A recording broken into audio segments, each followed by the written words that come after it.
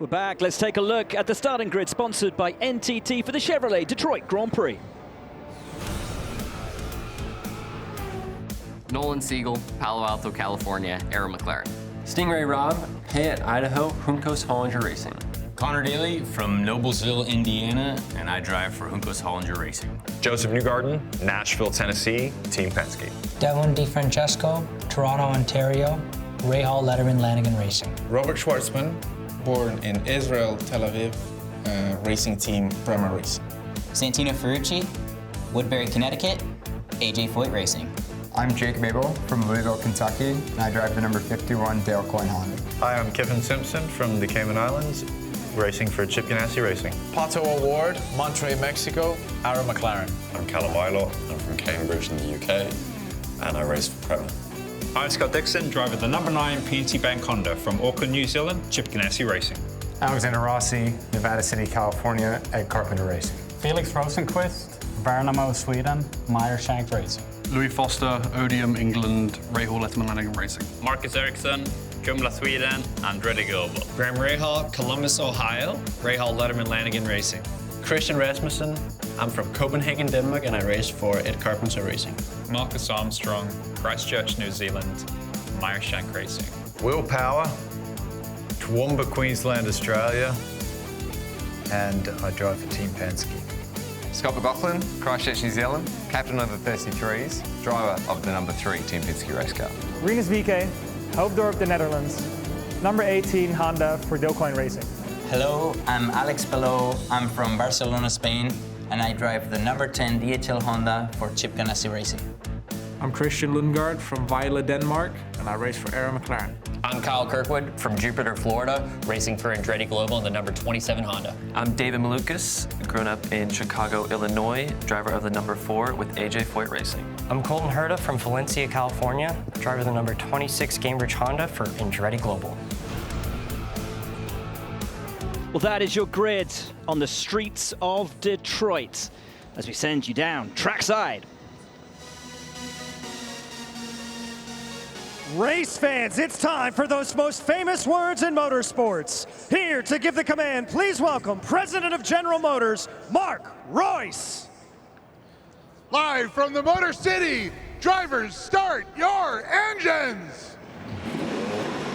Command, command.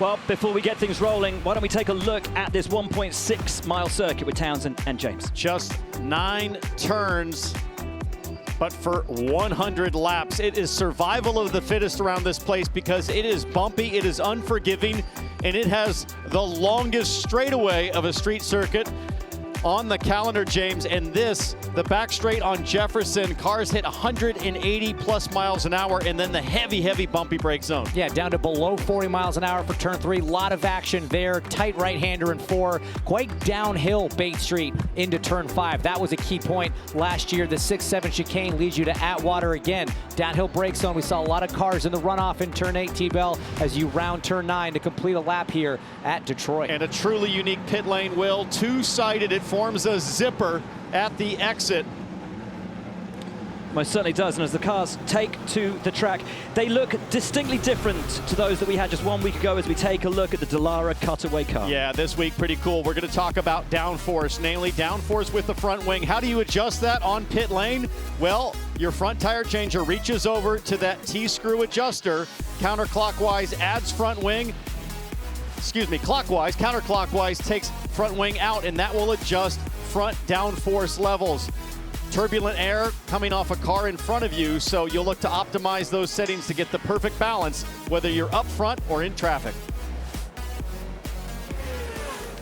So from those trimmed out machines hitting plus 230 miles an hour, back to the road and street specification where it is all about downforce, getting those things pushed down onto the track, as much grip as you can possibly have. Down to our pit reporters. Thanks, Will. Guy that I'm looking at today, he seems to be starting pretty out of position. That's Josef Newgarden, only managed 24th hit the wall in qualifying. This season has not gotten off to the start that he was obviously hoping for, that he's used to. So big recovery they really needed here for the number 2. Kevin. Jack, last year Scott Dixon survived the chaos and carnage and had the right strategy to win for the 58th time, his most recent. There's more work to do today after an engine change penalty moved him to 16th, but this race is a lottery, and if they get to the front, he told me a few minutes ago, the car is fast enough. He's starting on the hard Firestone so he can go long in the first stint. Don't count out Scott Dixon to get to 8 wins of AJ Foyt for the most ever. Georgia Hinneberg. And Marcus Ericsson will roll 12th today, as yesterday he just missed out of transferring by 1/100th of a second. His teammates Colton Herta and Kyle Kirkwood both in the Firestone Fast 6. Don't count him out, as he was second here in 2024 and second at the 500 until being penalized to 31st. All 3 Andrettis have looked strong all weekend long, and Ericsson has momentum on his side. Guys. Thank you so much. So the start-finish line here is on the run down to turn 1, but the actual line that we will start this race from is on the run down into turn 3, the straight that you're looking at right there as we sit behind the pace car. We just heard this race is a lottery. Which number have you picked, Townsend Bell? Well, it's going to be determined a lot by the start. Can Colton Herta stay clean with so many looking to make up for qualifying frustrations in that big break zone down in turn 3, which is the first corner? But wide windows, James, to get aggressive in this race on strategy. It's a 100-lap race. You can go about 40 laps on a tank of fuel. Going to have to stop probably twice. So it opens things up for teams to get creative and maybe gamble. Look, I think it's just all about what you mentioned at the top of the show, T-Bell. There are only 26 drivers that came here with one goal to win this race and to beat Alex Palou. He's won everything. He's won 5 out of 6 races this year. He's just won the Indy 500. They just have a target on the back of the number 10, and these other 26 drivers just have one goal in mind: dethrone the championship leader. And well, let's not forget, there's about 10 drivers in this field that feel they should have won the Indy 500, that it was stolen from them. That's the kind of anger that you have to contain here in the Detroit streets. There is your championship leader. Alex Palou starts today from 5th place. He won the Indianapolis 500 from 6th. Unlike the Indianapolis 500, where we had just one compounder tire used throughout the entire race, here today, 2 compounds. You have to use the soft, the alternate, and I can tell you the top 9 drivers in the field today will start on that softer rubber. It's faster, but it doesn't last as long. The vast majority of the field will start on the primary. That's the hard tire, not quite as fast, but it will go much further. You must run a new set of softs in the race at some point. We're expecting 2 stops to be the optimum strategy. And there are some drivers deeper in the field with the soft tire on, namely Felix Rosenqvist and Callum Ilott and Devlin DeFrancesco. And the soft tire is a huge advantage in the first lap when you're surrounded by cars on the hard tire, and that is the kind of thing that can be a recipe for chaos. Colton Herta in the number 26 Gamebridge Honda lines the field up behind him. They will go 2 abreast. As they round turn 2, they will have the flag stand in their sight. When they see the green, they'll punch the throttle and roll to start the Chevrolet Detroit Grand Prix. That's good bunching. That looks like all the field is pretty much lined up. We wait for the green flag. It's looking tidy. It's looking like we should get a green. We do get the green, and we go racing, and look at Kirkwood immediately up to the inside of David Malukas and running down into the tight hairpin at 3, but here comes the McLaren of Lundgaard, up, locks the brakes, looks to take the lead, can Herta take it back? It's a wonderful start from Lundgaard, who I think has just dropped back from Herta. 2 wide, 3 wide to the back. That's Palou trying to go on the inside of Kirkwood now, banging wheels down the hill to turn 4, and your championship leader gets the move done. Boy, Kyle Kirkwood, a favorite, got muscled big time. Once by Malukas on the start, and then by Alex Palou. But what a great start from Christian Lundgaard from that 3rd row, just cut out there, the 2nd row rather, cut out there to try to take the lead, overshot it a little bit now, down the hill into turn 8, Dixon there, defensive from Rossi. Pato O'Ward just ahead of Callum Ilott, but it's Colton Herta who leads on the run down to turn 1 as we start lap 2 from Lundgaard, Palou, Kirkwood, and Malukas. So hard as a driver to contain your aggression right now in order to protect your front wing. one clip of a wall or another car, and you might have to come to pit lane to replace those fragile front wings, and it'll put you back, all the way back. So everybody balancing the tightrope. As Kirkwood up on the inside of Palou. That's for third place. A lovely move from Carl Kirkwood on the championship leader. James, I'll bet he felt I've got to pay him back for muscling me around. Brilliant stuff from Kirkwood, late on the brakes. Late on the brakes, he kind of thought about going wide, made Palou a little bit comfortable, left just enough room on the inside for Kirkwood to roll off the brake and pull that move off. These Andretti Global cars have been so quick around the streets of Detroit through practice. No surprise he was able to pull that move off. Now he's got to get around the arrow of McLaren of Christian Lundgaard. And I think Kirkwood will be in a hurry to get around Lundgaard, Will, because he knows his team has the best cars this weekend. He also feels like he threw away a pole position, that it should be him leading right now because of a mistake on his qualifying lap. So look for Kirkwood to try to make a move on Lundgaard early here in this stint. And when you look at the data from Kirkwood's lap yesterday, he absolutely did have pole in his pocket, just hit the wall and had it taken away from him. This is Palou up the inside. Ooh, very tough to get two cars through there. A little bit of an elbow from Alex Palou, just a gentle nudge as behind and above in the screen on the top of your picture, Kirkwood has got past Lundgaard. This is a replay full screen again on board with Kyle Kirkwood when Palou muscled him out of his way, but great stuff as you see another look at his move coming back on Palou. But great stuff to get around Christian Lundgaard early. Now it is Andretti 1-2 up front. Kevin, what can you tell us about the championship leader? Well, Alex Palou was really hoping that it did stay green. So many started on the softs, hoping there was a pile up on lap one. They're not in it. They can dump it, get onto the harder compound. But Palou said, I think I can make the tires last a little bit longer, go long.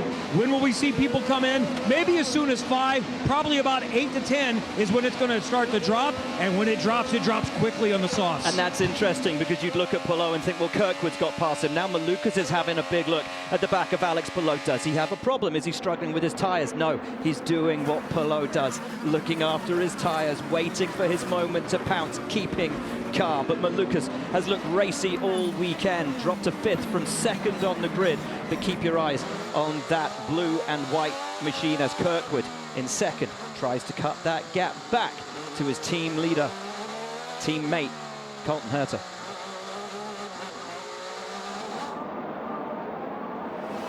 Herta with a little bit of a gap right now, a 2nd. That's kind of just enough to not really be under threat anywhere around this racetrack. These cars, of course, do have that push to pass. That's about 50 extra horsepower, but you're only allowed 150 seconds total to use it. So Kirkwood trying to conserve his right now.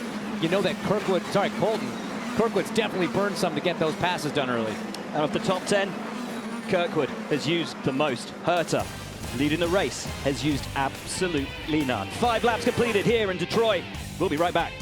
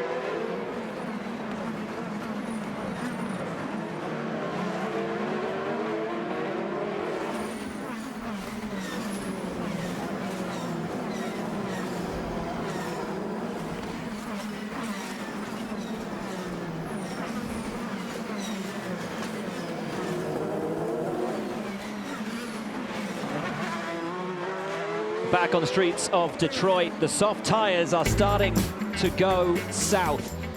So we take a little look at who's done what here in history. The drivers who finished top 10 both times, and the drivers who finished top 5 both times. But up the front, it's Herta who still leads by a second from his teammate Kirkwood. Then Lundgaard, Palou, Malukas is the top 5. Felix Rosenqvist has been into the pits to get off the soft tires. Rinus VeeKay, we thought it was just a tire issue for him. Saw him drop 3-4 positions, but he's in pit lane. Team taking a look at the car as we take a look here. That is Marcus Armstrong sliding past.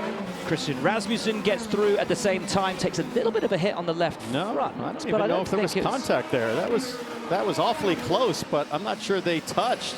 I think VeeKay just made the adjustment in time. We brought on board with Graham Rahal, who has no issue firing up the inside of turn 4 on VeeKay. So something else going on as the Dale Coyne Racing team starts to investigate on pit lane. Meanwhile, for Colton Herta, that last lap, a 1:04.5. That's a second slower than 2 laps ago for Colton Herta. We'll be watching the wear rate of the softer Firestone. James, what do you see? On that, just take a look at this left rear tire. You can already see that black mark down the middle there. It's really starting to wear, T-Bell. These things are wearing out, and right now you can hear them lifting a little bit. That's just trying to take care of that tire energy, not put quite as much into the tire in the brake zone. But Colton's got an opportunity to kind of control the pace better than anybody else. Oftentimes when you hear that coast phase, you think fuel save, but James is right. When you go from 100% full throttle and torque on the driveline to 100% brake instantly, it really puts a huge spike in energy into those rear tires, especially, certainly all 4. Colton Herta, if he can make it to lap 20, it'll be a 2-stop race, but they'll be monitoring lap time to see if it really starts to fall apart. Well, he'll be doing well, because it's not just the rears that look like they're going off. There's some banding around the front tires as well, wear showing up on all 4 of Colton Herta's tires, as you just hear. Listen on board with Kirkwood, how bumpy this track is. As David Malukas comes in, Jack. He's actually already done his stop, Will. He's heading back out onto the track. I spoke to Larry earlier today. He was really happy. He thinks that David has been doing a fantastic job, and so far this race, you have to say he has been. Well, and this is now key, because he was part of that top 5, top 6 battle. If he's come in already, when do one of these drivers who were in the mix with him decide to come in as well? Well, as the Dale Coyne Racing driver, Rinus VeeKay, had to go to pit lane for some kind of issue. Let's see if we can learn on the radio. I have no power on the back stretch. Copy. Something's wrong. No power. Big old clue. Long play and all.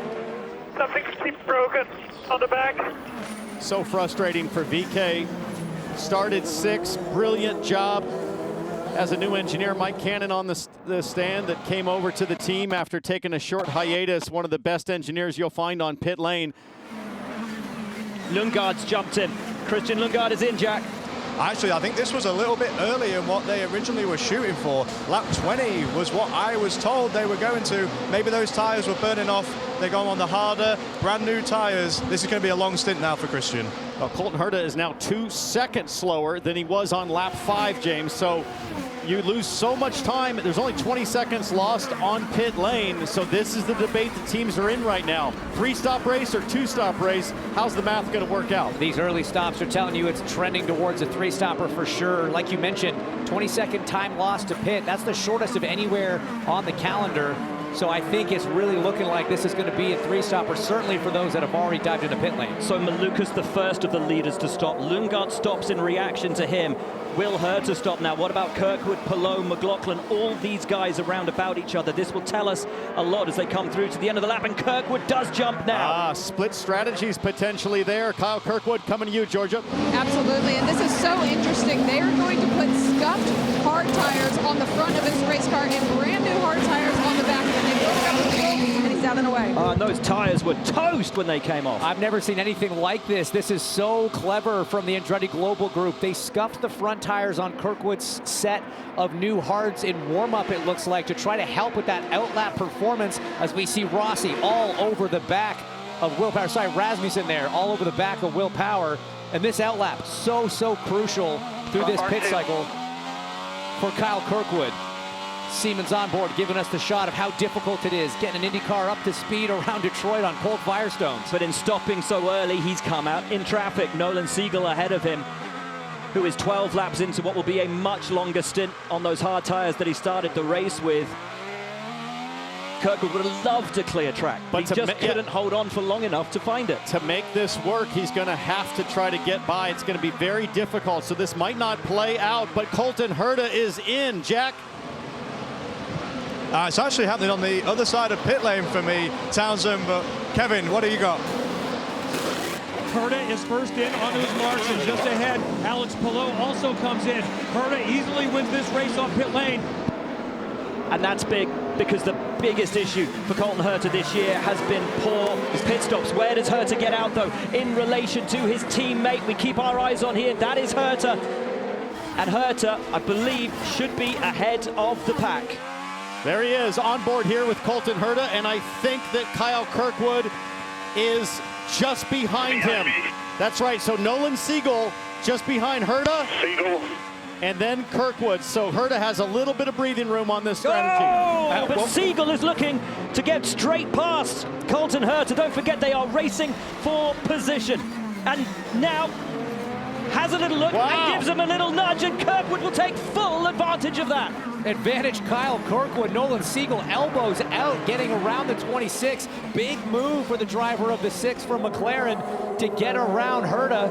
And that opened the door for Kirkwood, who's now in the catbird seat. Alex Palou and David Malukas also racing back there on cold tires. They're side by side. Palou to the inside. And Malukas pitted earlier. Will have more heat in those tires. Oh, we've got a spinner at the back. I think that's Rosenqvist. One of the Meyer Shank machines in the wall at turn 8. We saw Lundgaard making that move on Herta in 8. Wasn't able to make it stick as the full course caution waves for the MSR machine. That's the 66 of Marcus Armstrong down in turn 8. Rosenqvist gets going again, and all of that action created because Nolan Siegel, in the midst of the fight, fighting legitimately for position.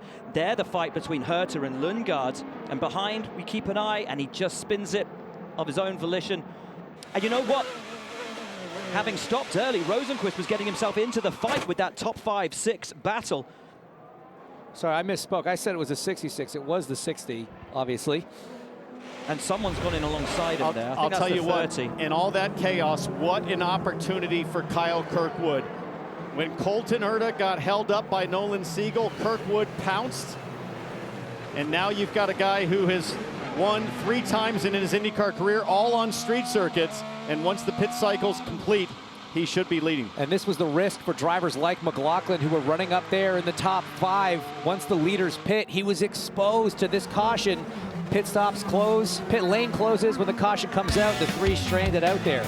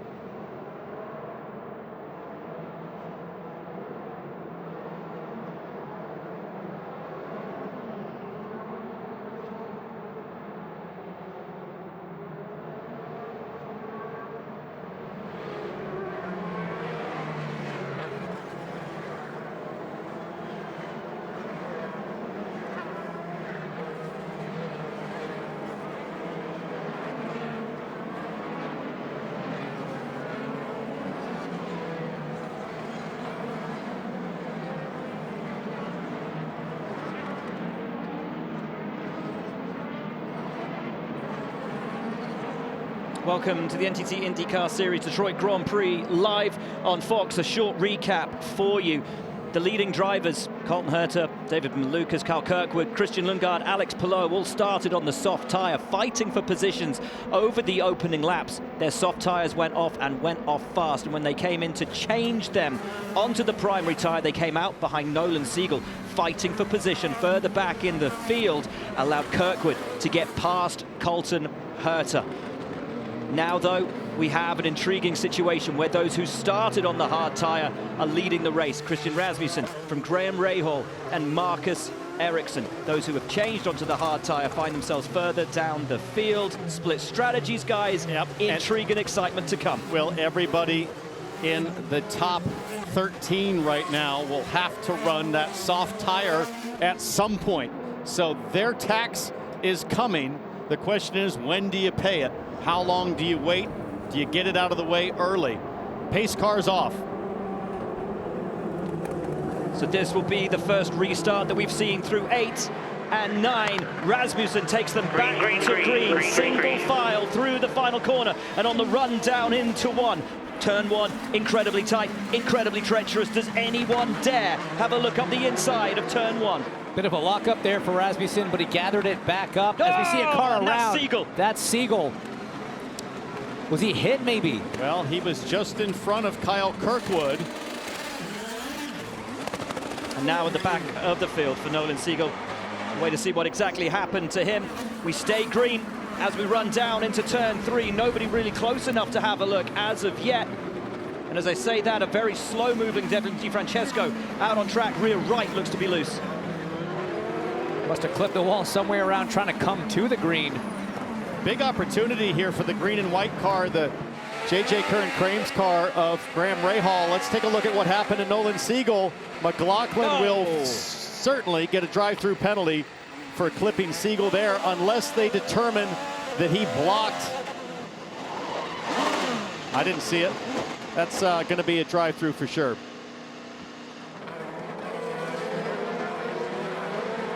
Unfortunate development there for Nolan as we see Foster now down the inside of Ericsson, making that move stick into turn 1 and then defending. Ericsson trying to do the over-under. Foster having none of it as we see a loose tire. I think that's Debs. That must be from the number 30. Full course caution. And as we sit under caution, while we were at break, yeah, that is the right rear off Deb's car. When we were at break, Scott McLaughlin came in as soon as the pit lane was open. He was the de facto race leader on the soft. Guys, pitting under safety car, he's ahead. Not for long. Kirkwood, Herta, Lundgaard, Palou. But if a penalty comes his way, all of that hard work undone.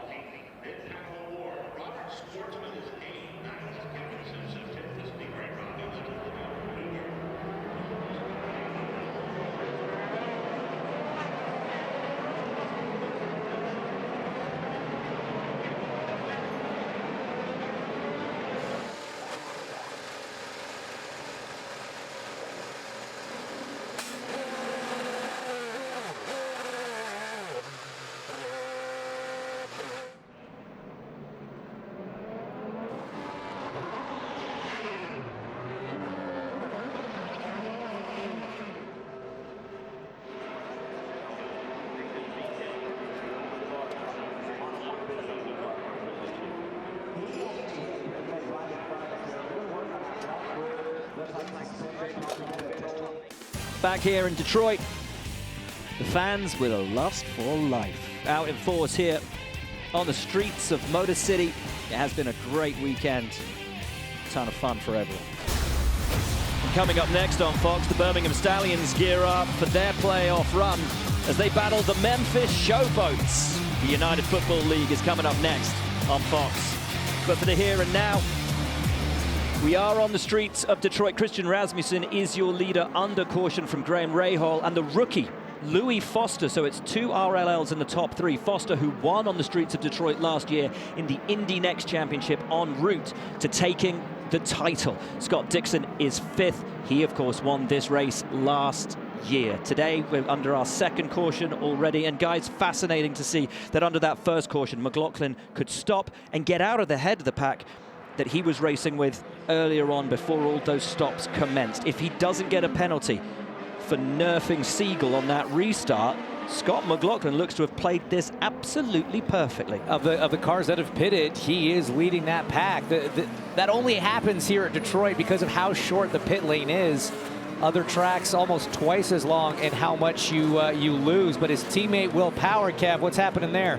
So he came in right before that caution came out and got in front of Herta, and McLaughlin came in under the caution. Kirkwood thought he should have had that position. Wow. Almost a quarter of the way through this 100 laps. Boy, they've gone past fast. They sure have. They're not long laps. No. But they are frantic ones.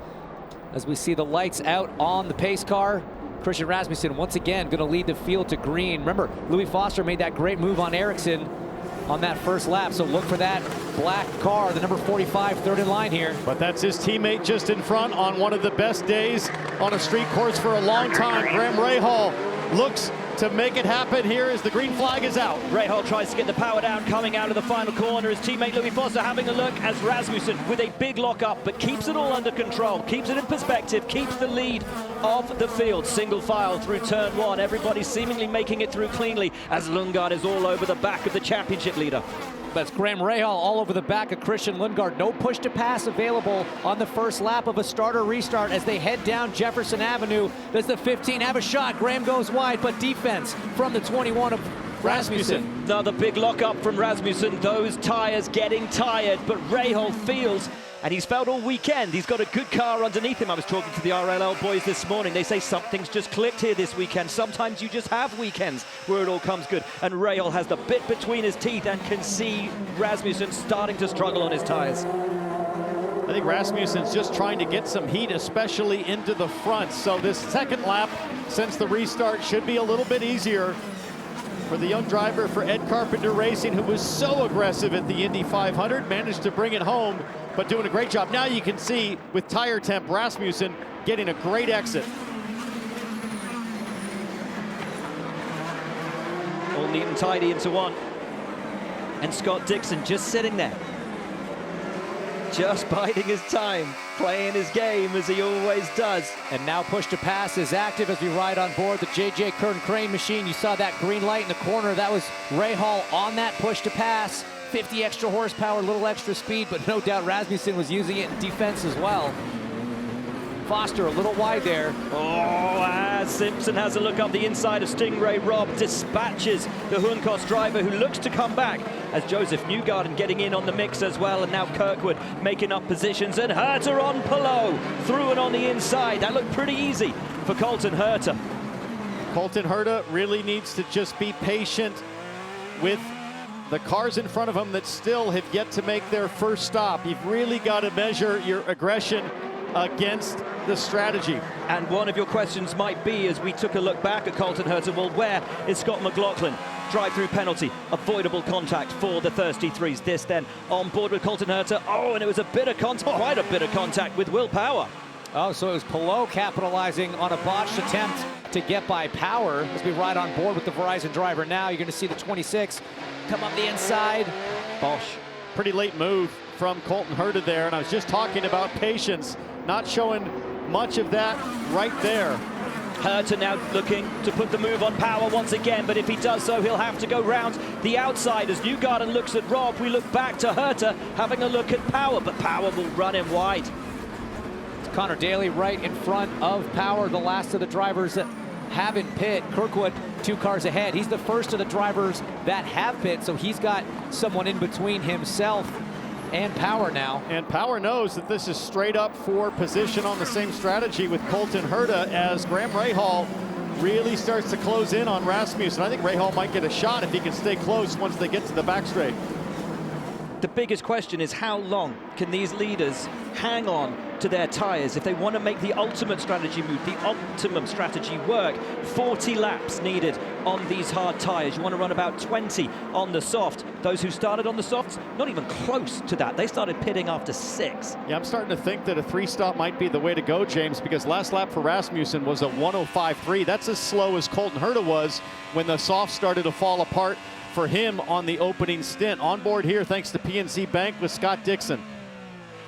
On a crazy day like this, you always look to this driver to capitalize. He's done it seemingly forever in his phenomenal 6-time championship career. There's his 409th IndyCar start. He surpassed Mario Andretti as starting the most races in history at the Indianapolis 500. Nobody in the history of this great sport has more experience now than Scott Dixon. And this is your defending winner. He won this race on a great fuel strategy last year.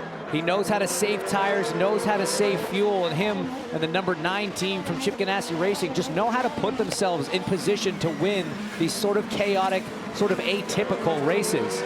Kevin, what else do you know about Scott Dixon? Well, this is playing into their hands. They wanted it to stay green from the start to make those that are on the soft green side while stay a little bit longer. Then they wanted some caution to make this first stint as long as it can be. Dixon, Rossi, all of those that are on the primaries, the hard compound that haven't stopped yet, they could on fuel go well beyond 40 laps. But what's the tire degradation going to be? Can they make that last? Maybe still get it done on 2. Fascinating permutations. We talk about this race being the one that Scott Dixon won last year. That was his last win in the NTT INDYCAR Series, looking at an entire calendar year without a victory for the man who's won the 2nd most races of all time. Just keeping an eye on lap times for Christian Rasmussen. It started to get a little bit better, so the degradation has stabilized for the leader. So it's Rasmussen by half a second from Graham Rahal here on the streets of Detroit.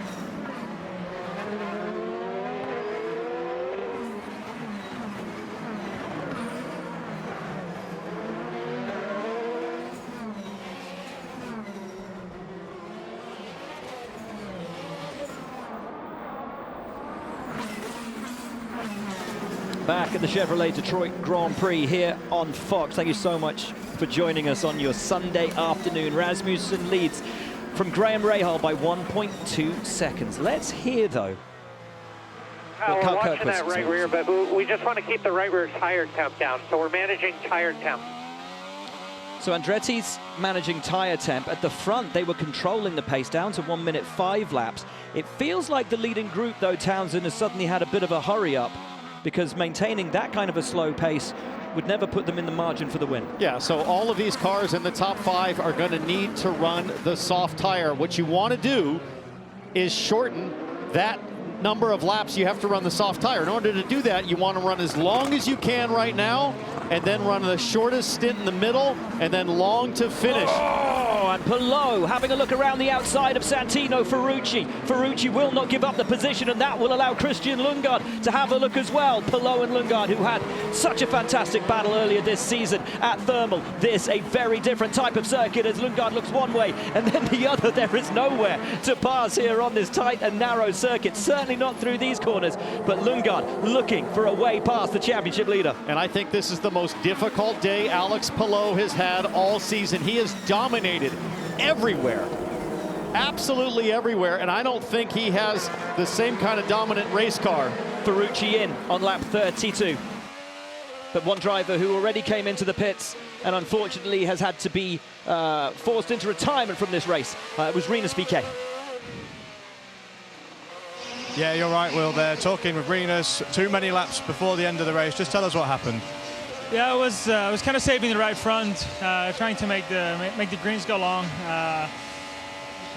Coming onto the main straightaway, I just had no power at all. Lost a lot of power and just lost too many positions. Tried to fix it in whatever way I could out there, but then you know, a big vibration, some mechanical issue out there. So really unfortunate, because we qualified well, we had great pace. So yeah, could have been a really good day, but unfortunately not the luck we needed. Sorry, buddy, and better luck next weekend. Thank you, Jack. Thank you, Rinus. Now, as we look at Alex Palou, we are so used to him as Graham Rahal from P2 in on pit road. 33 laps on the hards. That's not quite enough, guys, to make that two-stopper work, especially with 6 laps of caution. So your leader right now, still Rasmussen for ECR. He's making them last a little bit longer. Yeah, very surprised to see Graham Rahal come in that early. We'll have to see if Rasmussen is able to stretch it. So after that stop, Rahal's come out 22nd. So it throws him right back in the middle of the field, down in dirty air and traffic. Could be a tough place to come back from. And around about Scott McLaughlin, who's been forced to take a penalty.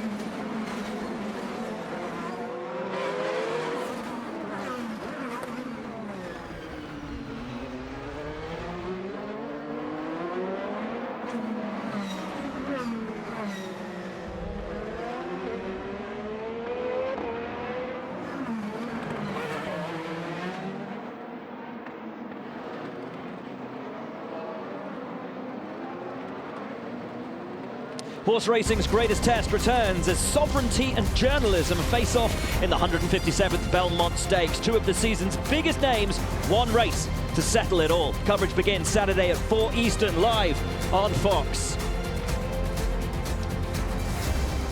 As we return to the streets of Detroit, Christian Rasmussen on pit lane for ECR. Louis Foster, the rookie, takes over the lead of this race. And if you're wondering where Graham Rahal is falling to, there he is, finally leaving pit lane. There's something wrong with RLL this weekend with their pit stops and crucially with their tire changes as Rahal comes out and drops a lap back. Where does Rasmussen just behind come David out? Malukas. Malukas has already Malukas. made his first pit stop, so Malukas able to jump ahead of Rasmussen. But now he's going to attack Graham Rahal on the button. Warm tires to cold tires. Clarion's Technologies on board for David Malukas, easily clearing Graham Rahal and carrying on his charge to catch up the championship leader Palou ahead. Georgia, tell us what you know about Graham Rahal. Well, I know that he came in for a pit stop and everything seemed to be okay, but as soon as he pulled out of pit lane, he radioed to the team and asked if his right rear tire was on all the way. So the nut did not get tightened all the way, and then originally got jammed. So he made it back in, but they could not get the right rear tire off. So Graham Rahal down a lap. He was in absolute disbelief, especially with the speed that they had this weekend. Thanks, Georgia. Louis Foster slightly slow to get away as Rahal now letting everybody get back past him on board, thanks to JJ Curran. Where does Foster come out? There's Palou, there's Malukas. Foster will hope to come out around Rasmussen, who's right about there. He does come out now. He'll be behind Ilott and O'Ward. But he's on those soft tires, so here we are, lap 38. It's going to be awfully tough to hold on to the soft green compound long enough to just make it on one more stop. But Christian Rasmussen also on the soft tire. Louis Foster had a little bit of a hiccup with that pit stop, and it cost him maybe about a second on track. Just slightly slow to get away, but at least for the RLL driver, all four tires on securely. Not the case for Graham Rahal, not the case for Devlin DiFrancesco earlier on in the contest this afternoon either. And we saw it as well during the warm-up this morning for Graham Rahal. Issues with the wheel nuts. So Scott Dixon is sitting pretty right now, able to stay out along with his teammate Kyffin Simpson. If you're young Kyffin Simpson, just do what the master does. Dixon, with every lap, shortens his soft tire stint. A great strategy. Jack, what can you tell us about Kyffin Simpson? He was told to go into super fuel-saving mode. You're going to put the softer green sidewall tires on. I think Kiffin's done a really, really good job. And in this year in general, he's really taken a big step forward. So really impressive run for him so far. Simpson will come out of pit lane, will siphon in just behind Rossi and Stingray Rob alongside Stingray Rob. These two have been duking it out all afternoon. And even with massive fuel save as Stingray easily clears the number 8 of Kyffin Simpson, he still wasn't able to do what Dixon, to say just do what Dixon does, T-Bell, that's a really easy thing to say. That's a really difficult thing to do. Very much so, as Dixon is still out. We'll ride on board and see if he pits this lap. Comes through turn 8. There's pit entrance, so he did one lap better than Kyffin Simpson, but a brilliant job, Kevin, once again. All going to plan for Scott Dixon, and this is going to be his soft stint. So how long can he make those last? 2 stops seems like it's going to be very difficult to be able to get done, but Scott Dixon starting 16th is very much in play in this race. 100% renewable Shell fuel on board the number 9 PNC Bank Honda. Out he gets back on track, siphoning out with Armstrong. And his team will be reminding him, see if you can take care of these softs. If you can do 20 laps, you'll be able to make it on one more stop. Dixon onto the back straightaway. If the big question here, the guys who started on these tires, admittedly, with slightly heavier fuel, having a run for as long as 40 laps on those things. You know what? It lasted 6 laps for them. Oh, it's up around the outside comes Marcus Ericsson having a look at Scott Dixon. Meanwhile, behind them, Scott McLaughlin and Alex Rossi side by side through turn 3. A little bit of crossover here on some of the tire life. It's a battle for 14th right now. But with everybody who started on the hards having transitioned either over onto the softs or a second set of the hards, Kirkwood takes over at the lead of the pack. And look at Will Power finding himself back in the mix, as he always seems to do around this circuit, from Herta, Palou, Malukas, your top 5. And all those cautions that we had, caution laps I should say, the 2 caution periods really helped Kirkwood, Power, Herta save some precious fuel and try to get to that lap 60 mark and get it home on one more pit stop. But I tell you what, those guys who started on the hard, Rasmussen, he's currently sitting 6th on that soft tire. He is still in play, as is Louis Foster in 8th on the soft. This is going to be fascinating to see how this plays out.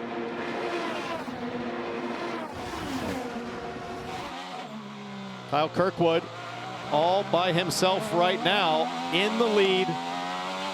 And what's so funny is right behind him, Will Power. These two had a bit of an issue in practice. Oh, didn't they just? When they were lined up on track, just like this. Will Power getting into the back of Kyle Kirkwood, Siemens machine. Not happy with him driving slow on the racing line in practice. I mean, he was doing about 100 mile an hour less than he is right now. It was a wild moment. Kyle Kirkwood said, easily the craziest thing I've ever seen or felt in my racing career. Let's take a quick look back to Friday. First practice, and Will Power wants clean racetrack. So does Kyle Kirkwood. Kirkwood's like, dude, wait your turn to start a lap. Will Power having none of it. Just keeping his foot in the throttle, pushing him up through past David Malukas there on the left. And look at Kirkwood trying to hang on to the thing as the 12 of Power was trying to get by. Talked about it afterwards, even below making fun of the onboard. Power trying to explain the logic, and Kirkwood's just shaking his head like, dude, there's nothing but crazy in that story. No logic there. Kirkwood, who came up with a new name for the number 12 driver, Will Plower. After that, it is Kirkwood and Power once again, P1, P2, wouldn't you know it?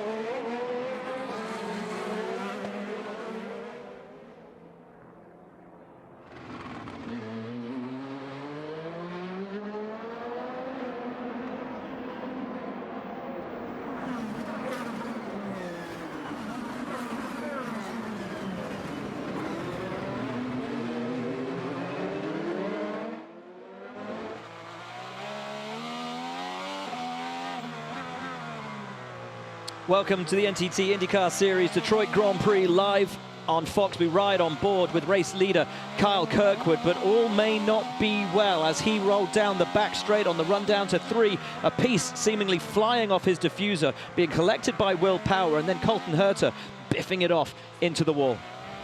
Power's on board now. He would have seen it a little bit too late to react if he saw it at all. Yeah, but lucky to take it under the bottom of the car, dead center, as opposed to cutting down a tire or potentially damaging the front wing. More concerned about Colton Herta, but that end fence looked to be quite robust as it was kicked off to the side of the racetrack. You will have noticed David Malukas was behind Alex Palou. He has come in and made a pit stop, not an unscheduled one, a scheduled one. Malukas seemingly on a 3-stop strategy. Guys, are we having to flip our minds here about the 2-stop? Is a 3-stop a conceivable objective to get to the end here, or is everybody trying to make a 2-stopper work? Well, there was some caution in the mix there, but just 6 laps of caution total. Since you see there, Kirkwood's already done 35 laps, James. It would seem to me to be a pretty big stretch for these guys, Kirkwood, Power, Herta, to make it to lap 60, which is about your go-home lap. So then the question is, if you do pit, which tire do you put on? And do you even fill the car completely? Do you run sort of light fuel for a short stint before you make your last one? Yeah, I just think that the softs are falling off too quickly. If you get caught on a yellow or something like that, and it's already had that crossover point where it's no longer faster than the hard, I think it's too big a risk. And they don't have any new softs left. You're only allocated 5 sets for the whole weekend. Kevin, what's going on for Scott Dixon? I think Scott Dixon might be in position to pull another one off. So he and Christian Rasmussen are in a similar strategy. And while Rasmussen is 4 spots higher, he pitted 3 laps earlier. The veteran is much more likely to make the fuel and the tires last. And Dixon just said the tires are good right now. If he can make this stint last long enough, he could get it done potentially on one more stop. So as a driver, what do you do to try to save your tire? You just try not to slide the tire much, both in line as you apply power and brakes, and in the corners. You really want to hold the wheel lightly as Kiffin Simpson goes to the inside of Alexander Rossi in turn 3. I'll tell you what, guys, if we like the look of Scott Dixon, Rasmussen's on exactly the same strategy right now, and he's 12 seconds ahead of him, 11, 12 seconds ahead. Rasmussen is on a good strategy, right? If Dixon's on a good strategy, Rasmussen is actually doing better than him on the same strategy. Well, let's see how long the soft tire lasts there for Christian Rasmussen. And Not long. There we get our answer. That's the problem. He cannot make them work. And now he has 52 laps to the finish. He's going to have to stop again. So we were hopeful, Will, but probably not going to be the best of days for the Splendid team there. Let's go. The hustle, let's go on the radio to Rasmussen. These out laps so important. We say it time and time again, little lock up there, going way wide. Into the wall. Cold tires, Rasmussen told to give it everything, and on those cold tires, the slip and the slide and into the wall, but he keeps it going. These cars are robust. Might be okay. That's how strong an IndyCar is against concrete. Sometimes if you hit it perfectly square, you can actually get away with it. The floor sticks out just a fraction of an inch. I think he's good. Pressures look good. Pressures look good.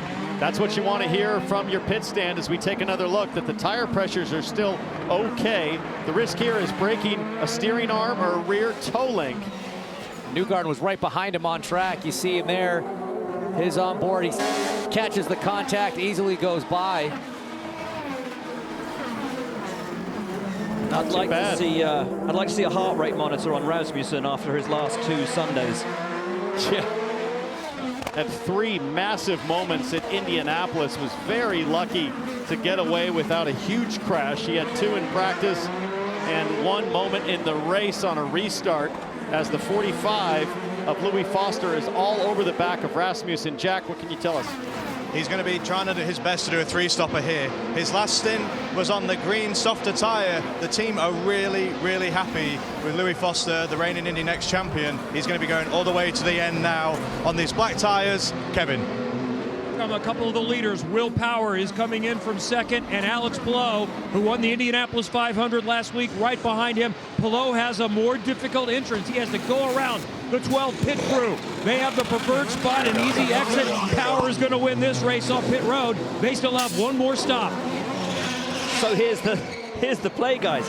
50 laps to go. You can't make that on fuel. This is a 3-stop race. Unless they get caution, that's what they'll be banking on as Alex Palou is down and away.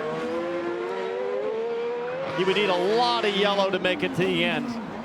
But this is the kind of track that can throw you a huge curveball at any time. Scott Dixon also now has to pit, so nobody is going to make it to the end, barring a ridiculous amount of caution. This is absolutely a 3-stop race. Only 2 drivers have run more than 15 laps on their softs. Santino Ferrucci and Scott McLaughlin, as race leader Kyle Kirkwood comes into the pits and to Georgia. Kyle Kirkwood, a street course ace. All 3 of his wins come on it. They're going to do the same strategy. The scuff fronts with the brand new rear primary tires. Kevin. Colton Herta started on pole today to try to see if he can get something done. They just need a clean day. It's always been an issue. Something on Sunday. Saturdays have been great. Trying to bring it home on Sunday. He trails Kirkwood back out. So where is Will Power? There comes Kyle Kirkwood. Here's Will Power. Colton Herta beat by Power there to turn 1, and now Herta has to fight through those cold tires.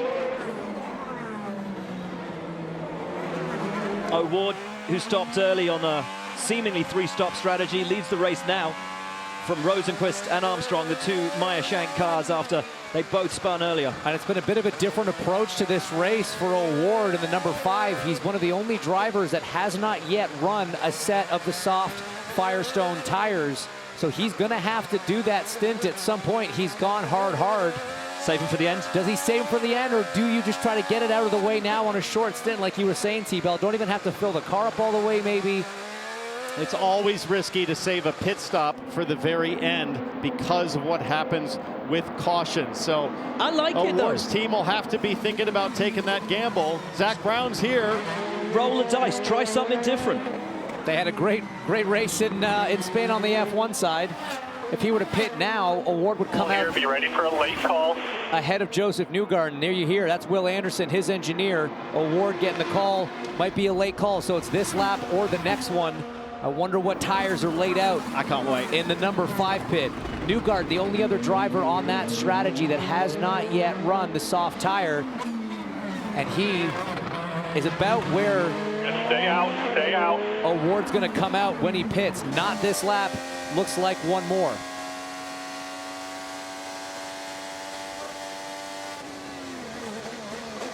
O'Ward, Rosenquist and Armstrong all stopped on the same lap. And remember, this guy, Josef Newgarden, went into the Indy 500 as a back-to-back winner of that race, trying to be the first in history to go 3 in a row. Started 32nd and second last in that race, had driven his way up into the top 5 before mechanical failure on the car around halfway took him out of contention. So this driver had an absolutely blistering race going 1 week ago, came up short, left empty-handed, would love nothing more than to get some redemption here in Detroit. Started off the season in fine fashion at St. Pete on the streets with a podium finish, coming home 3rd, but he sits 13th in the championship. His worst season since his first full season in IndyCar racing, but he could put it right today on Chevy's home turf. Penske having their worst start to a season for some time. No driver in the top 7 positions in the championship after 6 races, and that is a rarity, as Malukas now heading up to the back of Alex Palou, who himself is staring at the rear wing of Colton Herta. They have been line astern for the entire race so far. Copy box, in comes Palou, and before the race today, Zach Brown, team boss, said O'Ward needs strategy, not speed, to win. Jack. Yeah, coming down pit lane, he just lands in the box in front of me. They're putting a brand new set of the softer green tyre on. Also got that chance to speak to Tony Kennard, and he said the struggle this weekend for Pato has been rear locking, under braking. We've seen a lot of that up and down pit lane, into turn 1, into turn 3. So he comes out right behind Malukas. He's in pretty good shape, though. He's on the soft tire right here. So the game for Pato O'Ward is full push. Malukas Palou ahead for position. Newgarden about 4 seconds back for position. He's in the mix. We need to make these all last at least 12 laps here. And he started 18th. And he is in the mix for the win right now. It'll be a shorter stint on these tires, but they should all come into stop around the same time. I don't know if I would tell him to make him last. I think I would just use him up to see if you can get track position, because everybody else will have to stop one more time. 1 stop remaining on the board. Pato O'Ward will have the advantage and the speed on these soft tires. This is about to get fun.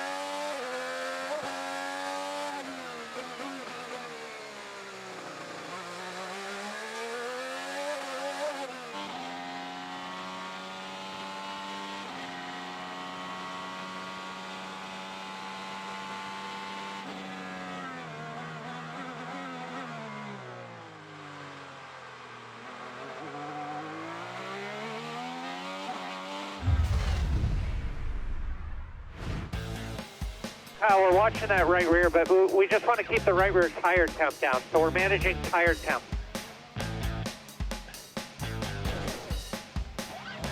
Kyle Kirkwood back in the lead of the race. Team keeping an eye on tyre temperatures. Will Power still 1.2 seconds behind. Then it's Colton Herta, Alex Palou, David Malukas, and Pato O'Ward on an alternate strategy. 6th on the soft tyre and needing to make his moment, make his moves right now. Guys, when do you predict O'Ward, any of these drivers need to come in for their last stop? What's the earliest they could come in? Well, they're okay on gas, but in terms of make home lap, probably lap 65. So that would put him in about 7 more laps. You can run longer than that if you're Kyle Kirkwood, but then you run the risk of somebody else pitting at lap 65, and then if a caution comes out, pits are closed, and once they open, you're going to go all the way to the back. So that's going to be the game here as we get closer to the final stop window for everyone. And O'Ward is starting to push that last lap of 1 minute 2.7. Compare that to the drivers ahead of him. Malukas in the late 1 minute 3s, everybody ahead of him, the 1 minute 4s. So O'Ward with a good second and a half advantage if he can make that work when he catches the cars ahead of him. Yeah, the question is, can he make the pass? The great thing here about Detroit is you can make passes. Let's listen to a little radio. Every additional lap we get on the alt is less fuel saved for the last prime stint. Yeah, so they're trying to minimize the number of laps that they need to use that final stint because it just gives you more fuel. 34 laps was kind of the target, but that's with a little bit of a fuel save. Another probably lap here. Pato O'Ward is going to be right in the draft of David Malukas, and that's a real debate as a driver. Team's telling you, hey, save a little gas if you can, it'll help you at the end, but you are hero strong on tires with a chance to make track position. If it were me, I'm going for track position. Yeah, he was 4/10 quicker than David Malukas on that last lap. The gap between them about 1.5 seconds as it stands right now. So a bit between the teeth for O'Ward. But critically, of the top 6 drivers, O'Ward has the least amount of push to pass left. 48 seconds for him. Everyone ahead of him has 50 seconds or more. No changes in the gaps. Pace is good. That was Brian Herta talking to Kyle Kirkwood, giving him an update about his pace. Kirkwood looking to win his 4th time on a street circuit. He's done it once at Nashville, twice at Long Beach. The king of the streets right now, Kyle Kirkwood. Also, so far this year, the only driver to beat Alex Palou on the racetrack. Palou running down in 4th right now, on course for his worst finish of the year, should things stay as they are. The only race in which it's not finished on the podium. It has been 25 years since the winner of the Indianapolis 500 has won the next race. That was Juan Pablo Montoya back in 2000. Palou with it all to do if he is to change that today. And in the last 20 years, only 4 drivers have managed to be on the podium after a 500 win. So he's tracking pretty decent for the race after Indy, but still not quite competitive enough for the podium. As we see some of the biggest movers, we know about Pato. We've talked about him. Newgarden on that same strategy, running the hards twice in a row. Santino Ferrucci doing a good job, as well as we see Jacob Abel trying to get out of the way right now, running a lap down in that blue and red machine. Louis Foster in the black and red machine trying to make his way past his old rival from Indy Next. Does that pretty easily, and then here comes Rasmussen. Lundgaard. One of the Christians. One of the Christians, exactly. Get it right, Buxton.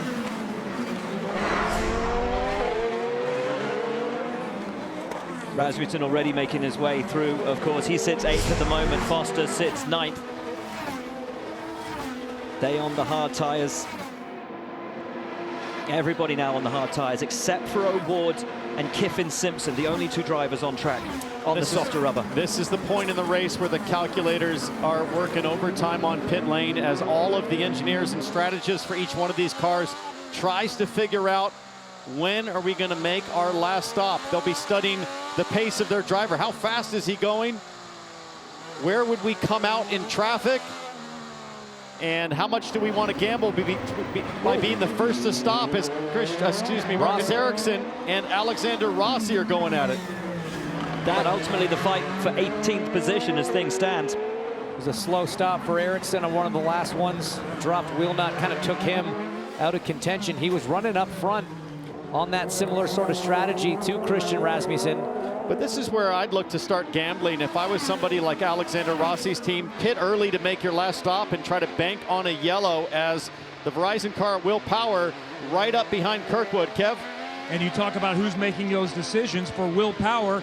It's Jonathan Duguid, who has not called an IndyCar race other than the Indianapolis 500 in 3 years. He managed the sports car program and was in charge of that this weekend, also racing in Detroit, and he's preparing for Le Mans. About the only thing Roger Penske hasn't won before, and that's coming up in 2 weeks. So he went back and studied tape, really crunched the numbers. He's an engineer by trade, and he's been in IndyCar for a long time. So he's on top of things, but this is a little bit new. By the way, he just told Power a lap ago about 10 laps before we pit. So they think they need to get to almost lap 70. Just as well IMSA was in town this weekend, wasn't it? 0.8 of a second. Power starting to apply the pressure, starting to push towards Kyle Kirkwood. We are a couple of laps away from where we think the pit stops might start. But as we just heard from Kev, Will Power looking at another 10 until he stops. That'll give him a tyre advantage coming to the finish. So it's Kirkwood from Power, Herta from Palou, Malukas from O'Ward. That's your top 6. O'Ward on the softer tyre, still trying to make it work, but making no inroads on those ahead of him at the moment. Final pit stops to come.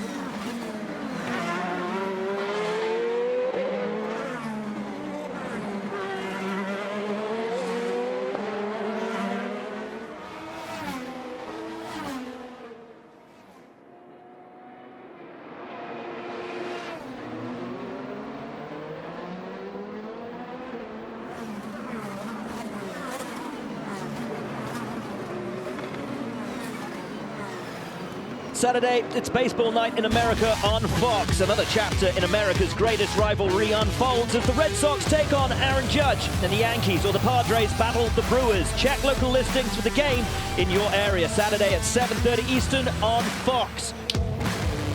And back to the action on the streets of Detroit. Will Power now 1.1 seconds behind Kyle Kirkwood as we await the final stops. Then it's Colton Herta, Alex Palou, Malukas, O'Ward, Newgarden, Rasmussen, Foster and Lundgaard, your top 10. Somebody's going to pull the trigger here first and go to pit lane. The question is when? And it'll put the rest of the field here in the lead. These top 5 cars will all be waiting. And if somebody pits, look for everybody else to come that next lap so they're not exposed to a caution. Auto award there. You're still rich on overtake compared to those guys. A good update on push to pass remaining for Will Power. He's got 87 seconds compared to 76 for Kyle Kirkwood. Award the only driver in the top 6 on the soft tire. I wonder how much he's waiting for those guys to pit ahead of him to give him a clear track so that he can push. But by that point, the best will already have gone from his tires. He needed to make the moves when those tires were fresh, when they had the bite. And look how much time he's dropped now. He's a good 4 seconds behind Malukas, and he was right on his tail just a few laps ago. And I think somebody, James, like a Malukas or a Palou could be the first to make that last stop. I think for Kyle Kirkwood, you're just going to stay. No, that's caution's Ilott. out. Callum Ilott in the prem up in the wall. That's a big incident. I think he's taken something on the left-hand side. That wheel has gone. It looks like the wheel might even have fallen off. That's clean. That is what it looks like, because there doesn't appear to be any damage to the left front, but there's just no tire on it. And Ilott, who had done 3 stops. He had just pitted. Had he just pitted? He had just pitted. No. Another issue. This is so bizarre. That's Don't T1. recall seeing this many wheel nut issues. Saw Graham Rahal with 2 issues today. Devlin DiFrancesco with a problem. Now Callum Ilott right there in turn 1, right after exiting pit lane. To your point, T-Bell, had someone in the top 5 jumped early and just come out of the pits, they would be sitting absolutely beautifully, but nobody did. This is going to sort of reset the field, though. Everyone's going to take this opportunity to pit under this caution. It's going to be a busy pit lane. And this is the first time at Detroit where we've had a caution and a pit stop about to come on the split pit lane. But let's take a look first at Callum Ilott. Nothing he could do and then there. the wheel just falls straight off. Yeah, the wheel nut wasn't even on, so no way that he could slow down. On board with Stingray Robb. First on the scene, and there's that stray tire. Here's Phillips. Nicely done. Jinx. Team president there for Prema Racing, his AMR safety team, as always, on the scene. It's a difficult position. I mean, that corner is so blind, so obviously they've got safety 1 there, the truck parked nice and clearly so the drivers can see on the way in. There's a car on the outside. I'm just so excited for this wide 2-sided pit lane, James. This will be for the race in terms of how the cars merge from each side of pit lane. I mean, you look at any one of the top 5 right there. All of these teams now have big pressure on them. A little bit of a blip on pit lane could drop you to the bottom of that top 5 and if you're Kyle Kirkwood. So much pressure for the teams, guys. How about for this guy? Think of all the issues that Colton Herta has had on pit lane this season. He's running 3rd now. Let's take a look back at what a dramatic year it's been. It started at St. Pete, and it didn't stop. This was at Thermal, I believe. Well, the difficulty for him in St. Pete was that was the win lost. This was the Indianapolis 500. It has been a trial by fire and repetition for Colton Herta of disappointment in pit lane. I got to say, guys, from the first 2 runnings of this race, I was expecting a lot more bad behavior from the drivers today, but it seems to have been wheel nuts that have been the issue. We got 30 laps left, pal. Let's we got a restart coming on fresh tires. There's still plenty of opportunity for drivers to not mind their manners here coming up on a restart, but it is going to be chaotic down in pit lane. They're going to want to wait till the 90 if Callum Ilott is completely removed from the track before they open pit lane, just because everyone's going to be rushing out of the pits on cold tires. You can't have the safety truck and the safety workers down there, so a few more laps probably until we're able to open up that pit lane and really see who's got the fastest guns in the IndyCar Series. And it's taking us right into the window where they wanted to stop anyway, where they needed to stop anyway. I mean, this is a perfect lap, really, for all the teams. Everyone can come in. It'll be equal on fuel, equal on tires.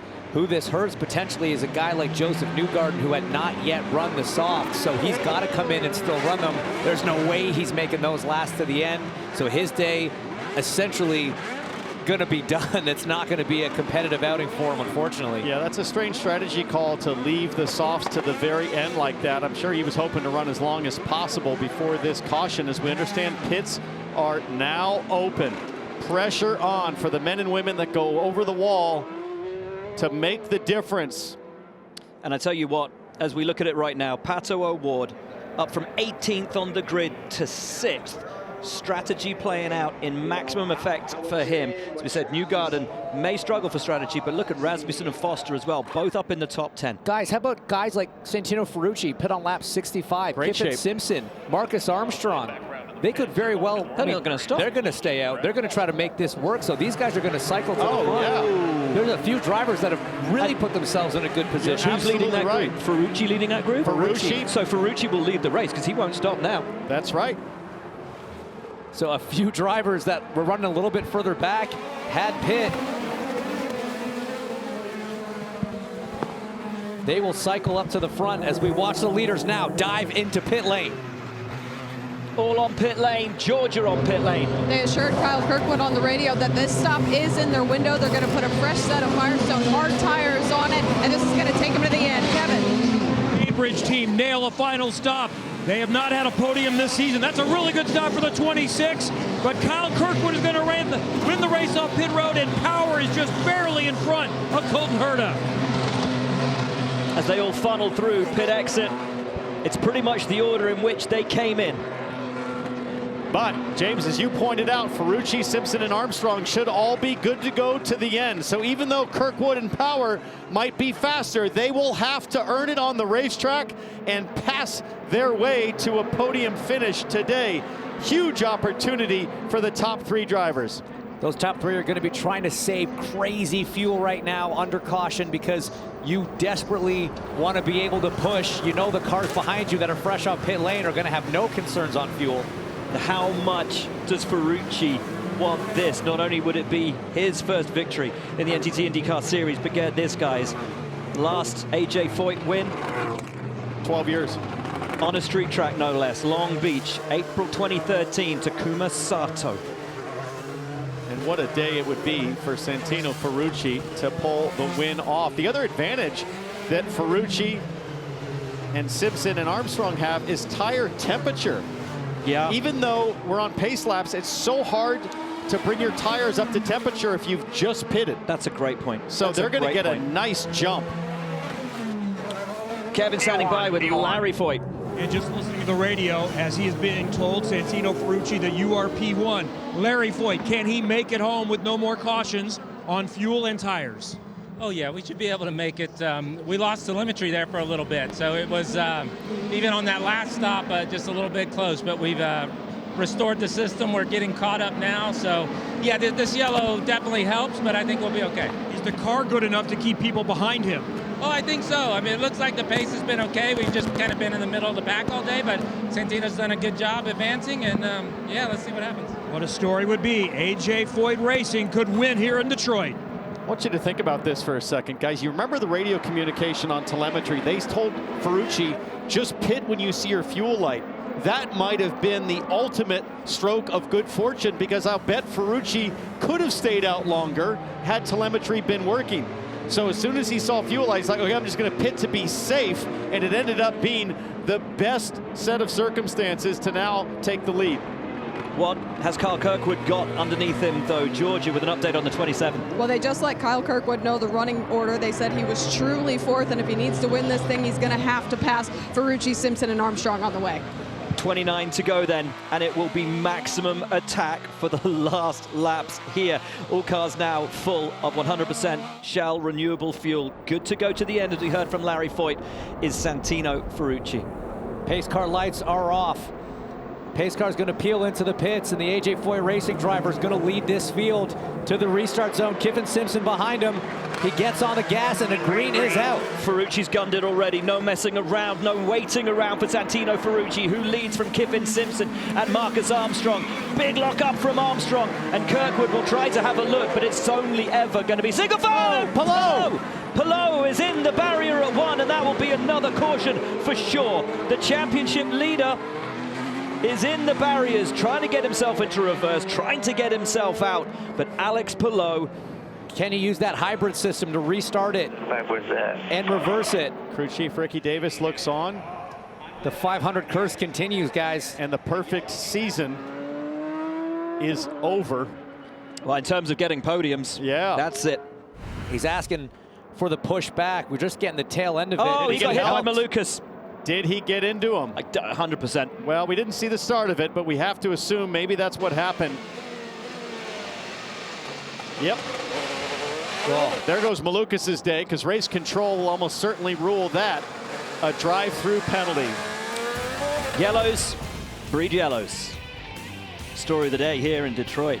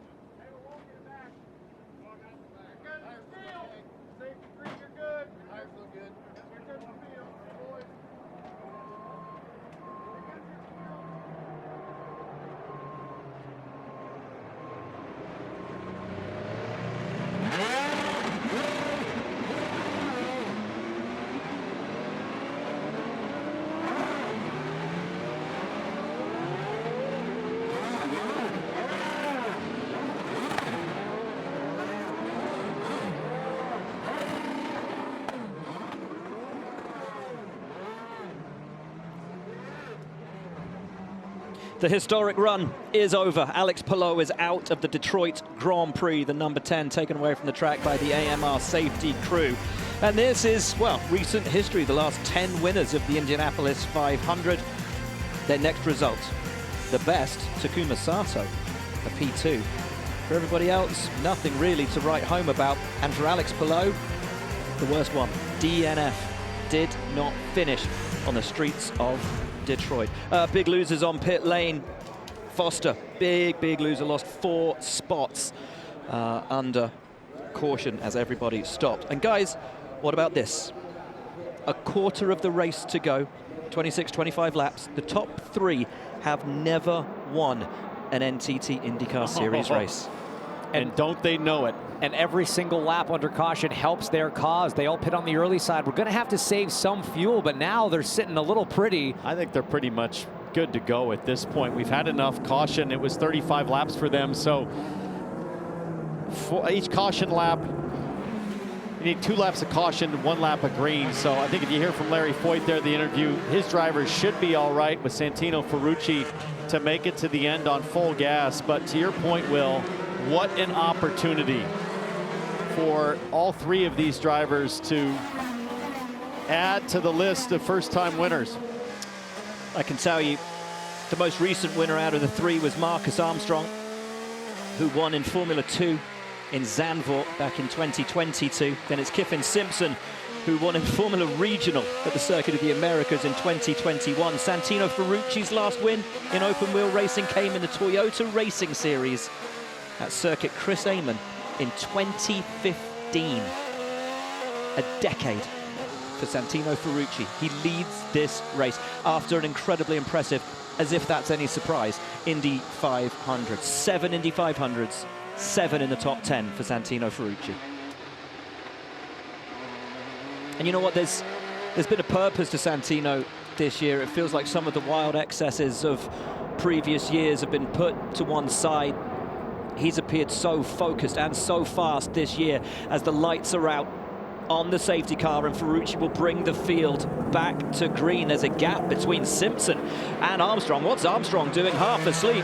Ferrucci will get this thing back to running again, and Armstrong has been caught napping. That will give Kirkwood a good run on him down into turn one. Big lock up from Ferrucci on the front right, holds it through, and that's all under control. Great job from Santino releasing the brake pedal to keep that right front rolling. As further back, everybody looking to seize on the opportunity of a restart onto this long back straightaway as Kyle Kirkwood, I think, will have a run on Armstrong. He does. They're side by side. Remember, no push to pass, but he's got the inside and preferred line. That's going to be so crucial to put a car in between him and Will Power. Armstrong was just squirming around under the application of power. All too easy for Kirkwood in the end as Foster fights around in the mid-pack. His thoughts, his hopes of finishing in the top 10 dashed with those pit stops, as now Josef Newgarden having a look at the back of Pato O'Ward as Rasmussen has a look at Dixon. Oh, side by side, Ericsson and Foster, and Ericsson does make the move. Precious position for precious points all the way through the field. Now Foster a bit defensive going into 8 as we get back to the front of the field. Look at Kirkwood right in the wheel tracks of Kiffin Simpson. He is hungry to get that move done as behind him Herta goes around Armstrong. These are the two fastest cars of the weekend, Herta and Kirkwood for Andretti Global. And is this the difference between used tires and new tires? We take a look at Kirkwood now putting the move on Kiffin Simpson. It will have to be around the outside. Simpson will have there's contact between the two of them. Does that cut down the left rear of Kyle Kirkwood? So far it looks okay, but that was... His wing is damaged, guys. That was really sketchy at those speeds. Yes, I see the damage. Oh, looks like he had a banner or something hanging off it, perhaps. The left front of Kyle Kirkwood's wing is bouncing an awful lot. Some contact maybe earlier in the lap as he was hunting down Simpson. But of all the racetracks to lose downforce up front, this would be the one where you would soldier at home and make the difference with your feet. Trying to compensate for a loss of downforce. Let's see what happened on board with Kirkwood. Riding on board with him. Oh, he just timed it wrong. Yeah. Just timed it completely wrong. Sloppy mistake, but it doesn't seem to be slowing him down as you look in the live box in the top left of your screen. He is right now on the gearbox of Santino Ferrucci. Great exit for Kirkwood on Santino Ferrucci on the run down to 3. Tries to do the same move that he put on Simpson just one lap ago. This time it's cleaner, but look at the front wing. It's dragging along the floor as Santino Ferrucci tries to get the position back.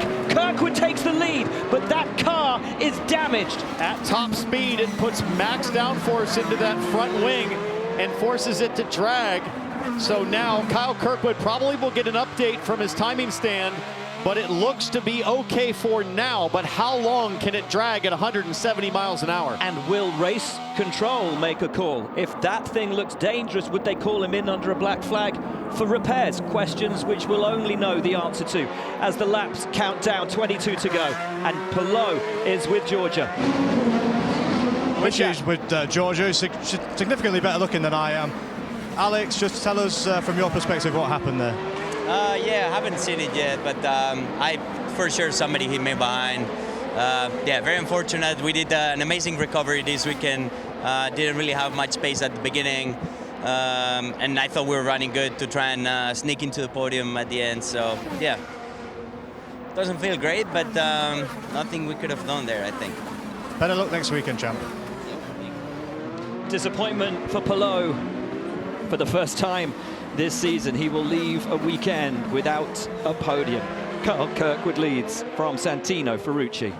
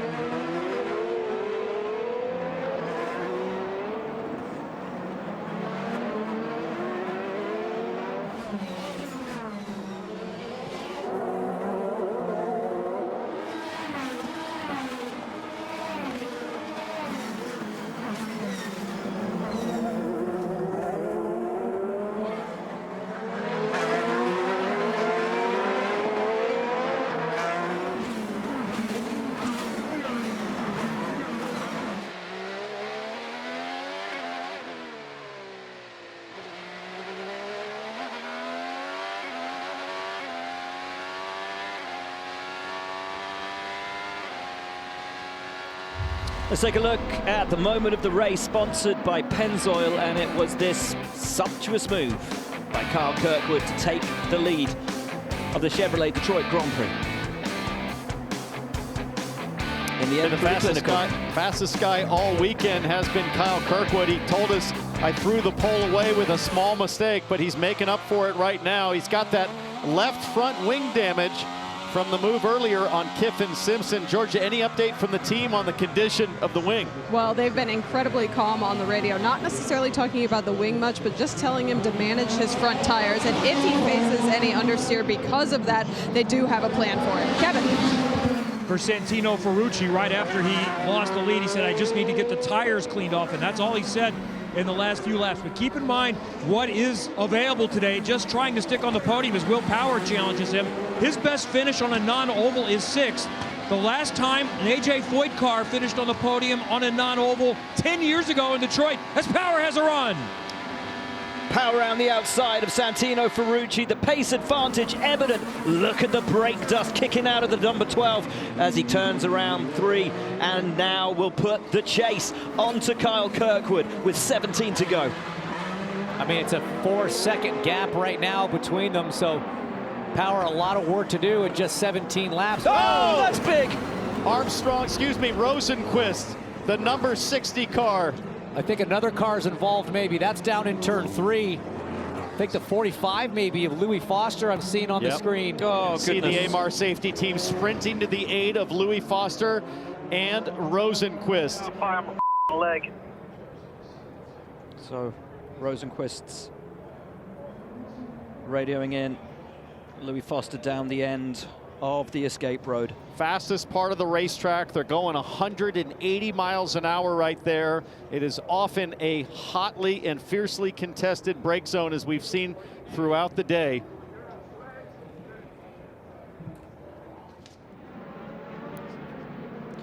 There's the 45. There is the 45. Yep.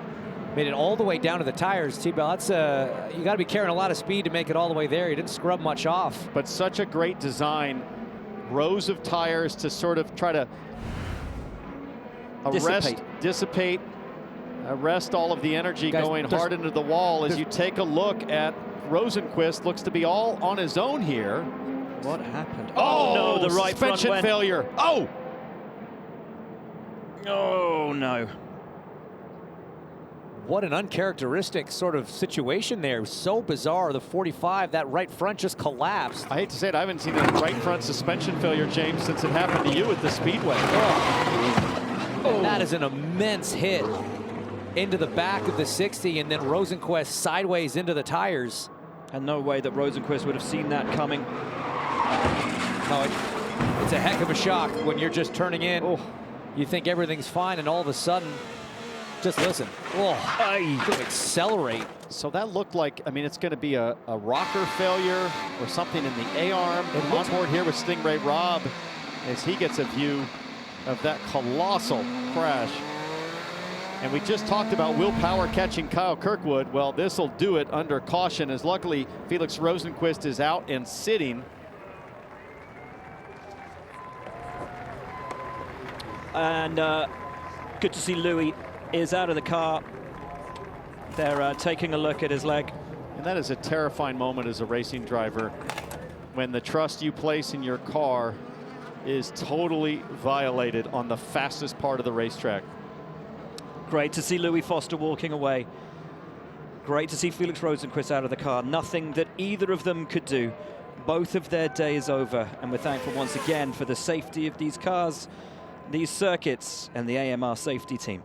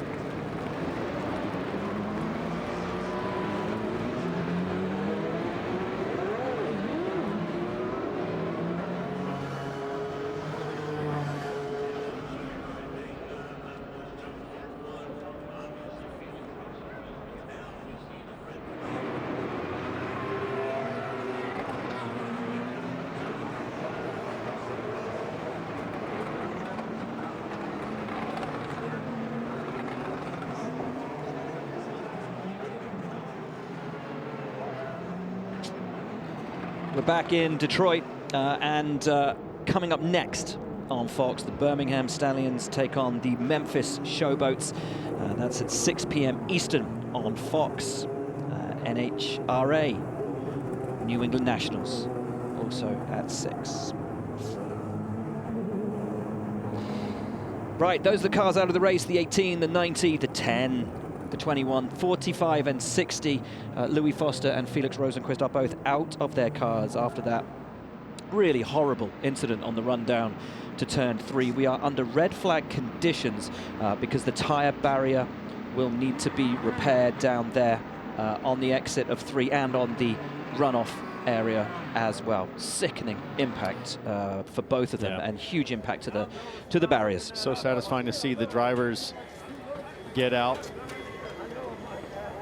They'll go to the infield care center, or I should say the IndyCar medical trailer, and get a full evaluation. But these cars, both Rosenquist and Foster, will need huge repairs. One to the front, one to the back. Just a colossal impact. Now, during the red flag, you might wonder, well, can they fix Kyle Kirkwood's wing? No. The only thing you're allowed to do is place cooling fans to help keep the car and driver cool. There can be no other work to the race car, and IndyCar tech officials will be watching that closely from pit lane. No tire changes? Correct. No modifications to the car? Correct. No fixes, no nothing? Just cooling. Cooling and batteries to keep the power running in the cars. It'll be interesting when the team at RLL gets that 45 back to really dive into what caused that failure. Very, very uncharacteristic. These Dallara cars, very, very strong, robust. I mean, normally you see guys clipping walls and keep driving. Yeah. And now it's that difficult situation for a driver. You know, we're down to, what are we talking, 13 laps to go. You've been running at this feverish pace, you know, heading towards the sort of crescendo of the race with that final restart, and now you're sitting there, everything cools down, you got time to think. Often dangerous for racing drivers. Well, especially for this guy, Colton Herta, who started this race on pole position and now sits 4th in line. Have to think he'll have a shot at getting to the podium with Santino Ferrucci. But for Kyle Kirkwood, a completely different state of mind. He had a 4-second lead over Will Power. Everything he was doing, it was about managing that gap and just bringing his slightly damaged car to the victory. But now Kirkwood thinking about a restart and having to defend the attack from Will Power, Ferrucci, and maybe Colton Herta.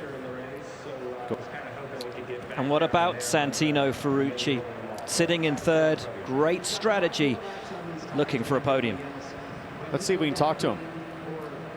Hey, Santino, it's Townsend in the Fox booth. You copy? Yeah, Townsend, copy. Figure we might just be able to get your thoughts, bud, as you guys sit here for the track repairs from the red flag. First, how is your car in terms of balance? Do you think you've got something to fight here on this final restart?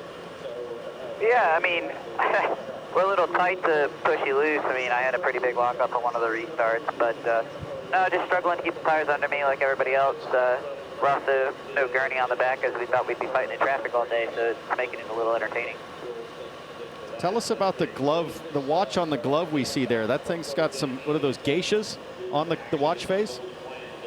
Cherry blossoms for good luck. So it's a watch I wear almost every day. Well, hopefully it brings you some good zen in the cockpit. How have the restarts been? I mean, we've been seeing marbles flying everywhere off the tires. Is that the biggest issue, is pickup on hot tires on a restart? Yeah, I mean, there's just really no grip out there once the tires cool off. You put a couple of heat cycles. I mean, honestly, it might go green and yellow again. It's just so hard to keep the cars underneath us. You know, it's going to be a treacherous last couple laps here, so hopefully we can bring home podium for these boys, and, you know, they did a great strategy for us, got us up front. You're within walking distance of our booth. We've got Twinkies, Twizzlers, and bananas. Can we bring you anything? Take a banana when this is all over. All right, bud, good luck. Thanks for talking to us. Santino knows not to touch my Twinkies and my Twizzlers.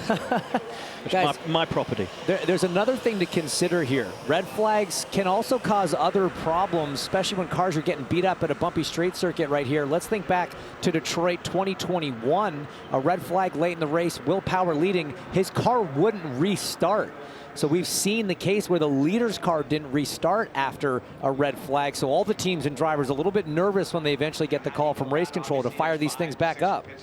Practice 1 ended up being the story of 2 men, Kyle Kirkwood and Will Power.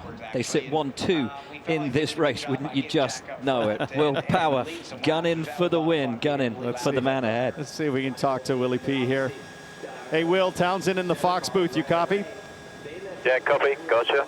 Hey, man, nice job fighting through this. You look like you have a very fast race car, especially the way you blew past Ferrucci and Kiffin Simpson there on the last stint. What do you think you've got for Kirkwood?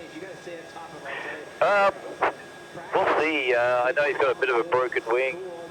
My car's been really good. It gets better as the run goes. So, yeah, if I can have a shot, obviously I'll go for it. But also got to be smart. I mean, I can only smirk a little bit at what Kyle must be thinking, looking in his mirrors and seeing Will Power the next car back after what happened on Friday. Do you think this factors at all into your gamesmanship in the closing laps? No, not at all. Not at all. That was certainly won't be doing any of that. Obviously looking for a nice clean pass if I can do it. Otherwise, yeah, I won't go for it. All right, well, thanks for talking to us, Will. Best of luck here in the closing phases. Great job so far. Excellent, thank you. And a look back at what happened in that Friday practice. I mean, it worked Friday. I don't know why he wouldn't try it again. No penalty. They don't really officiate the practices the same way they do the races. Obviously, the guys all had a good laugh about it after, but not as jovial about it as it was happening was Kirkwood. Yeah. Can I say how cool it is we get to talk to drivers while they're just sat there on pit lane getting ready to go back out during a red flag period. From the world that I've come from, drivers barely talk to their teams during a red flag, let alone the press. Beautiful shots and great to hear from 2 of the top 3 for when we get this thing back running again. They will both be aiming not just to hold on to their podium positions, but to take the fight to inarguably the fastest man around this weekend. Kyle Kirkwood is your race leader. We'll go back to racing ways soon here on the streets of Detroit.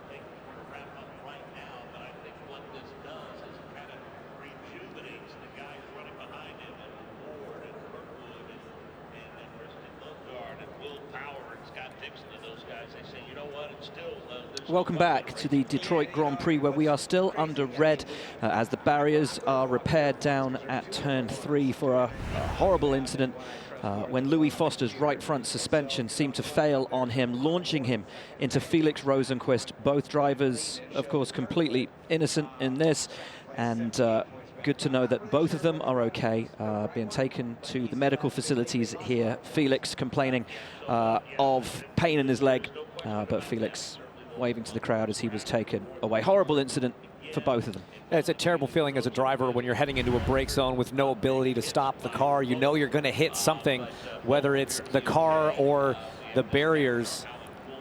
So a tough situation for both guys. Felix just minding his own business, and lucky for Ericsson to avoid getting collected in that as well. Well, we've spoken to the guys in 2nd and 3rd. How about the guy restarting 4th? Hey, Colton Herta, Townsend Bell in the Fox booth. You copy? Yep. Hey man, how's it feeling in that cockpit? You've been sitting now for 4 or 5 minutes. It's pretty hot. How's your race car? Yeah, I'm fine. Yeah, excited for this restart. Getting bored in here. Want to get going. But yeah, we get a good shot. I know we can have a good shot at Prix and then try power after that. Your teammate Kyle Kirkwood's got a little bit of damage to his left front wing, but it looks to be hanging on. But Will Power looks super quick. If you can get close to Power, you think you have a shot down the straightaway? Maybe we'll have to wait and see. You know, I like our chances here in Motor City with Honda Power. All right, buddy. Well, good luck. We'll be watching. Go get it. Great to hear from Colton Herta. Kyle Kirkwood completely locked in and just focused on his job, which will be not just leading this race, but stopping the attack from Will Power behind. And how desperate would Will Power be to take the victory today? Power's last win coming at Portland. Would be desperate to get back and to add to his 44 career victories so far. You know, there's the damage to Kyle Kirkwood on the left front wing. And it doesn't look too bad here, but we know that under the speed of the air, you know, 180 miles an hour, that thing's flexing all the way down to the ground and rubbing. And as tempting as it would be for the team to address or try to fix anything, they're simply not allowed to under red flag conditions. Let's go back down to pit lane. Georgia? Yeah, and as you look at the wing, Kirkwood did radio to Brian Herta and say he didn't notice much on track, and the 27 car is still handling well. Positive news. It is positive news, but as you say, Townsend, every time you go down that back straight, you're hitting 175, 180 miles an hour, and that wing is under load. That could just keep weakening it to the point where it could fail, so it's still a huge issue. Before we get back to the restart, Jack is standing by with Louis Foster. Louis, you're an absolute passenger there. Nothing you could have done. Just tell us from your perspective what happened. I don't know, man. We were having a really good race. We were strong. We were following Rasmussen on our strategy, leading our strategy at one point. But yeah, the suspension just killed on us when I hit the brakes. I've never seen that happen before. You know, the Rahal boys did an amazing job all weekend. I don't know how the heck that happens.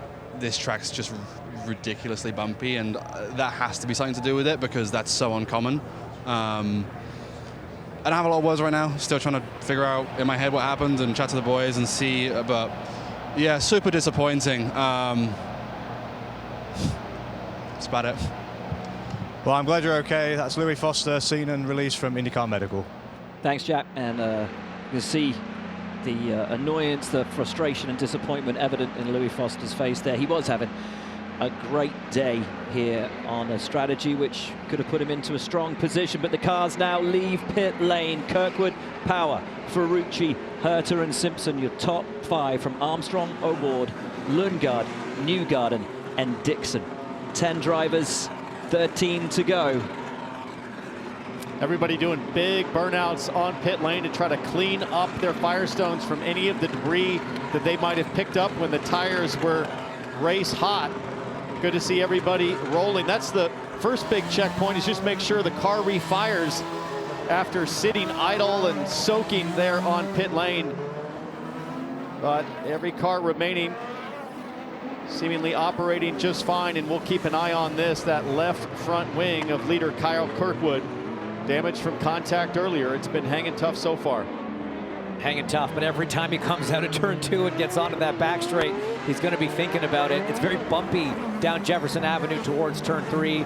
Every bump just, again, putting that shock through the front wing. Guys, you both raced in the NTT INDYCAR Series. When you have a restart like this with just over 10 laps to go, is it like a do-over, a new race, a new start? Do you consider things differently? Do you take your time over things? Are you a bit more cautious, or are you just throwing caution to the wind and saying, you know what, I got 10 laps, let's go?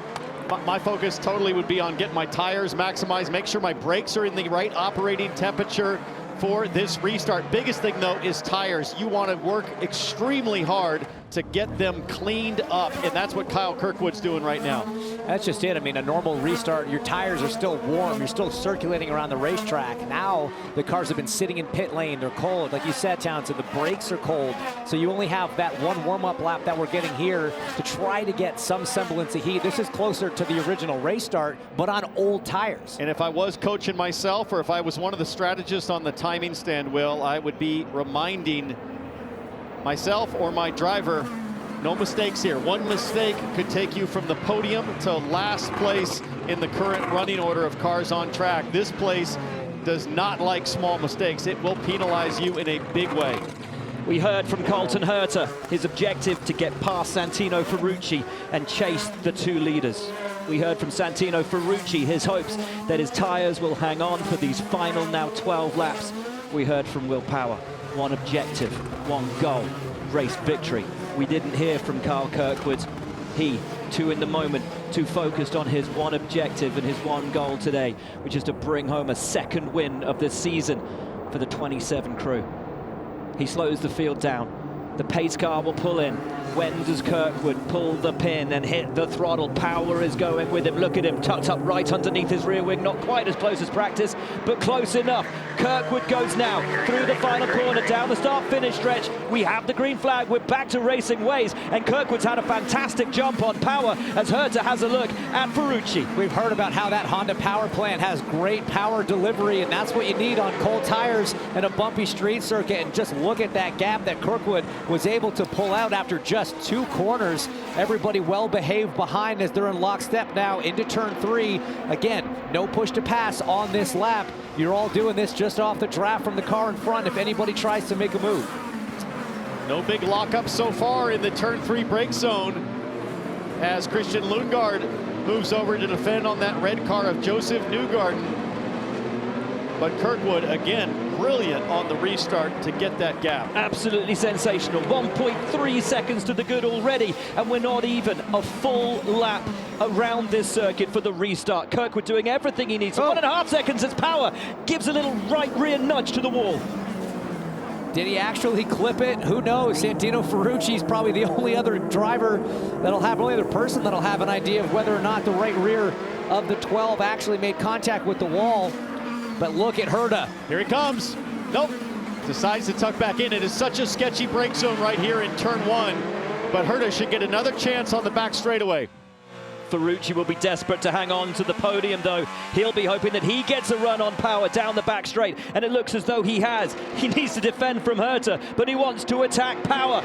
All 3 drivers in that group on push to pass. They're burning it now down into turn 3. Does Ferrucci have enough on Power? He's going for it. Up the inside, Santino Ferrucci. That is magnificent from the AJ Foyt driver as Herta now round the outside of Power, who defends and holds off the Andretti attack. Power lunges it back into the apex and looks to defend on Herta, as now Herta is getting frustrated and anxious to get by because his teammate Kyle Kirkwood is disappearing off in the lead. And Santino Ferrucci is disappearing from Will Power.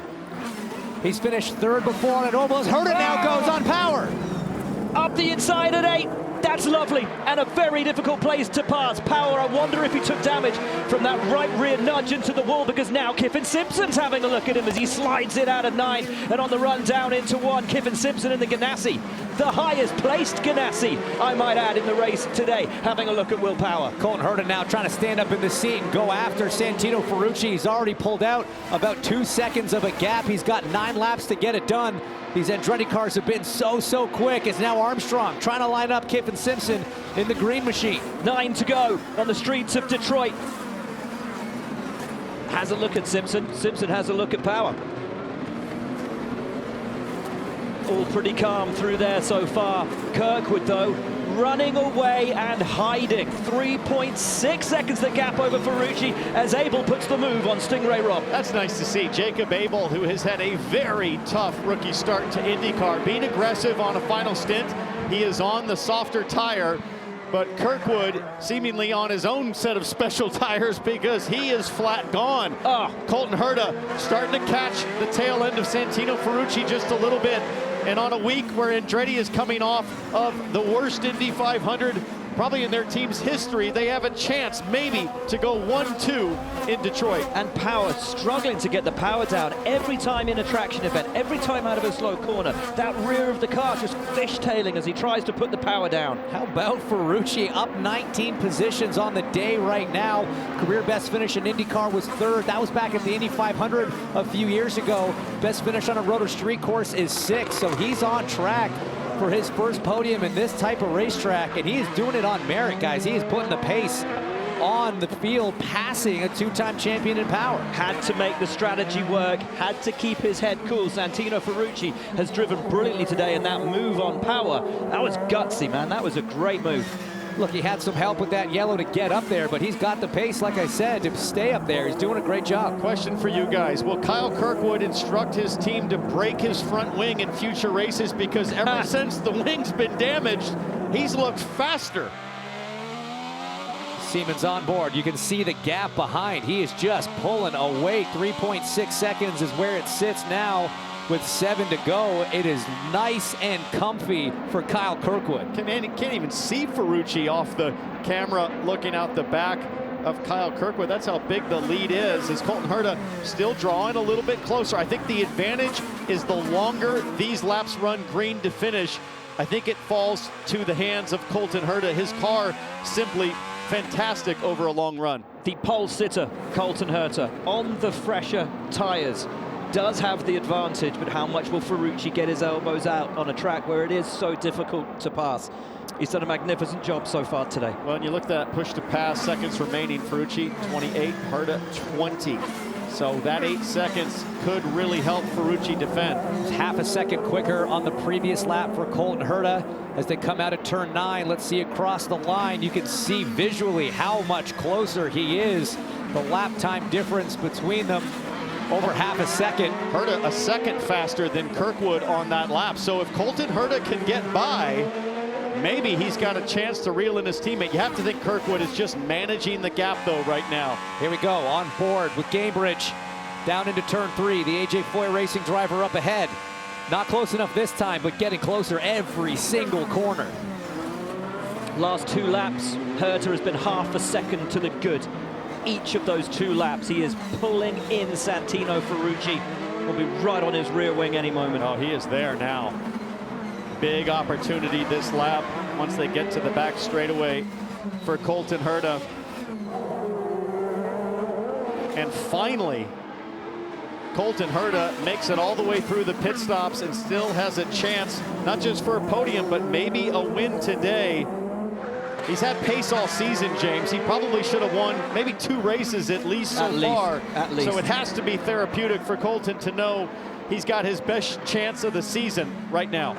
For those of you tuning in for the United Football League game between the Birmingham Stallions and the Memphis Showboats, that game is starting over on FS1 and on the Fox Sports app. We will get you to it on Fox at the end of our coverage here in Detroit. So please stay with us if you can.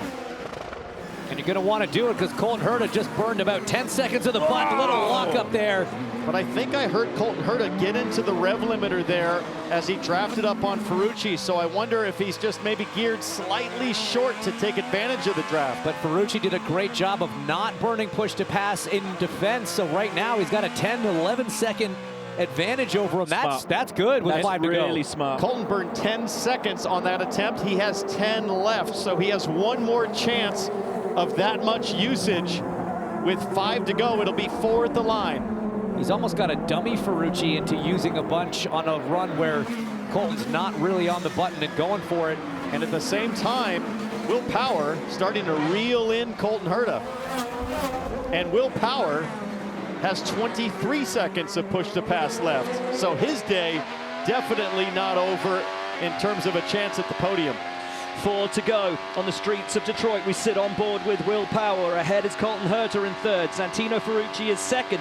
And you know what? Actually starting to gain on Kirkwood as now Herta has a look, locks up and does make contact with Santino Ferrucci. Ferrucci keeps it planted though. Will keep the position ahead of him as Herta putting the power down, squirreling around, and contact between the 2. That was just a little bit of a bump there. Kevin, what can you tell us? For the 2nd time today, Colton Herta, this time he was being told, push to pass around him. He screamed, let me drive.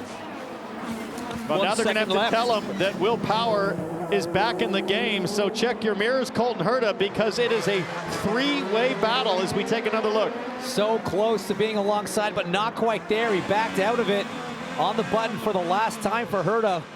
Just a little bit of contact wasn't enough to get alongside, and this is everything that Will Power wants to see. These two just working each other hard. Now Power's got pushed to pass. Colton Herta does not. Sitting duck. He can taste it. He knows it's there. As Colton Herta right ahead of it moves out and will have to go around the outside into braking. Down at 3. Can Power put the move on? A big lockup from Colton Herta, who will have the inside, and that will be to his benefit. Power will have to try again. Colton Herta had a huge advantage in having Santino Ferrucci in line with him on that straight, so he was getting a little bit of a draft from the car in front, even as Power had the advantage with push to pass. And Santino Ferrucci is loving this. All of a sudden, the guy that was giving him a hard time for second place is having to defend.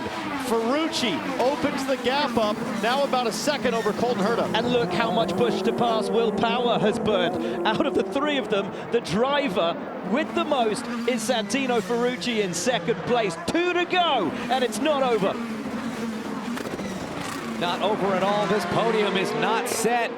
It's got to be one of the best exits out of turn 2 of Colton Herta's career if he's going to hang on to this final spot on the podium. Power on the button. This is his last chance with the advantage. He turned off push to pass, James. He's going to save it maybe for the last lap. Power still has 7 seconds. You bet he's saving it for the last lap. Look at Power. Look at Ferrucci. Gapping these guys now as Herta's got to go defensive.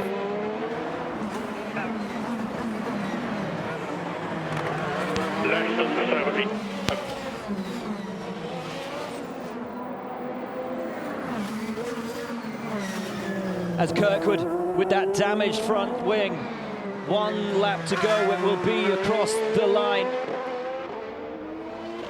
There's the white flag. The next flag he sees will be the Advanced Auto Parts checkered flag. What a day he has had, but it is not over. Not by a long shot in the fight for the podium places. Power and Herta over 3rd, and look at the exit for Will Power now. He needs a good exit. He has a little slide. He will have to use his push to pass. 7, 6, 5, 4, 3.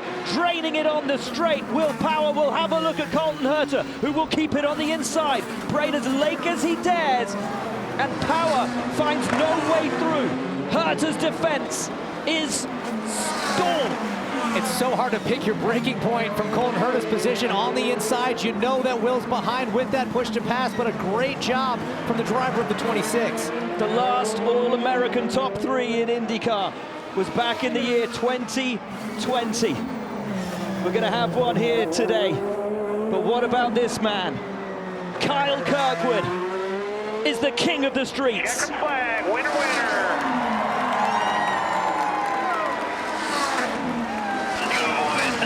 Thank you. Awesome strategy, awesome pit stop. Man, we had to work for that one.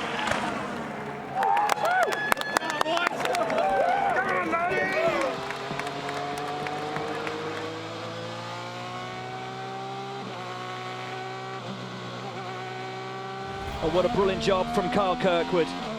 He was gutted yesterday when he didn't get pole. He was up for the entirety of the lap on his teammate Colton Herta, but a little nudge with the wall just set him back to the 2nd row of the grid. But he has had this race under control almost all day. Let's not forget, he topped first practice as well. He has looked phenomenal, and there is something about this guy on street circuits that just meshes. Another victory, another win on the streets. That's Long Beach this year and here in Detroit. And what a day to capitalize on the misfortune of Alex Palou. We've been celebrating Palou's dominance all season. This is the only other driver to win a race against Palou, and now by winning with Palou's issues, Kirkwood moves to 2nd in the championship, 78 points back. We thought this championship was over. Kirkwood saying today, no, it's not, buddy. You're going to have to defend against me down the stretch. Well, phenomenal day for the Andretti team. 1st and 3rd with Kirkwood and Herta. But guys, a word for Santino Ferrucci. The best result of his IndyCar career. 2nd place, thoroughly deserved. Made a different strategy work and looked completely in control all the way through, defending against guys who should have made it past him with ease. Absolutely, but what I'm looking at, guys, is we are now 7 races done in this championship. Only 2 drivers have won races. Alex Palou and this man here, Kyle Kirkwood. You go back to 2021, we had 7 different winners in the first 7 races. This is a truly remarkable season. Big shout out to Kiffin Simpson for his career best finish, coming home 5th, his previous best 10th on the streets of Long Beach. And what's more, the top Ganassi. So good. Oh, you did it, bro, baby. Yes. Great stuff from Santino. Lovely to see.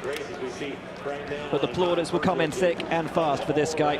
He didn't win just because Palou retired. He took this thing by the horns and won it all by himself. The arms of his team. Yeah, he's going to lobby, as they said on the IndyCar Radio Network. He's going to lobby for a lot more street cars. And he moves up to 2nd place in the season standings behind Alex Palou, who leads here in.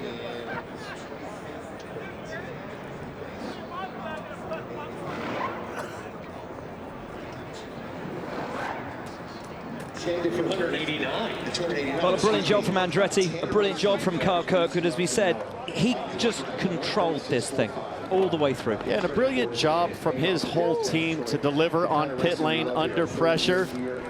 Kevin is with the winner. Kyle Kirkwood has street courses figured out at this point. Thank you for clearing me a path, just like you did late in the race. How did you go from 3rd to 1st with a damaged wing?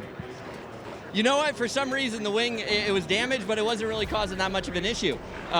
You know, this AWS Honda was on rails all weekend long, and you know, there were some challenges out there, that's for sure. We had to pass our way back through a handful of times, and it was definitely not a walk in the park. But especially with that front wing damage at the end, we did lose a little bit of performance, but the car actually felt fine. I mean, hats off to these Andretti boys. I mean, the epic pit stops, epic strategy. The car was flawless. We were definitely the fastest, and on restarts, man, like the car just came alive. So I was actually super comfortable after that red flag came out. I was like, you know what, this is actually going to work out in our favor here, especially with the damage. So it's great. You said yesterday after you qualified 3rd, you've never been more disappointed with 3rd because the car was great. Did that make you want to be even more aggressive today? Did you know you had the car to win? Yeah, definitely. I mean, the car was phenomenal, and it was last year, and you know, I felt robbed of a win last year, and I'm so glad that here today we're able to bring it home for Andretti, Gamebridge, AWS, and Siemens. This is huge, and also for Colton, right? P3, that's a great team result. It moves us up in the points. Unfortunately, Palou had an incident, but that's actually fortunate for us, and it moves us a little bit closer because he was really checking out there for a minute. So, yeah, really good day, really good day. Well done. It's a 1-3 for Andretti Global. 21st to 2nd for Santino Ferrucci, a career best. How are you and this 14 team able to make it happen? Man, first off, huge shout out to this whole team. I mean, we were struggling in qualifying. I struggled. I made a lot of mistakes.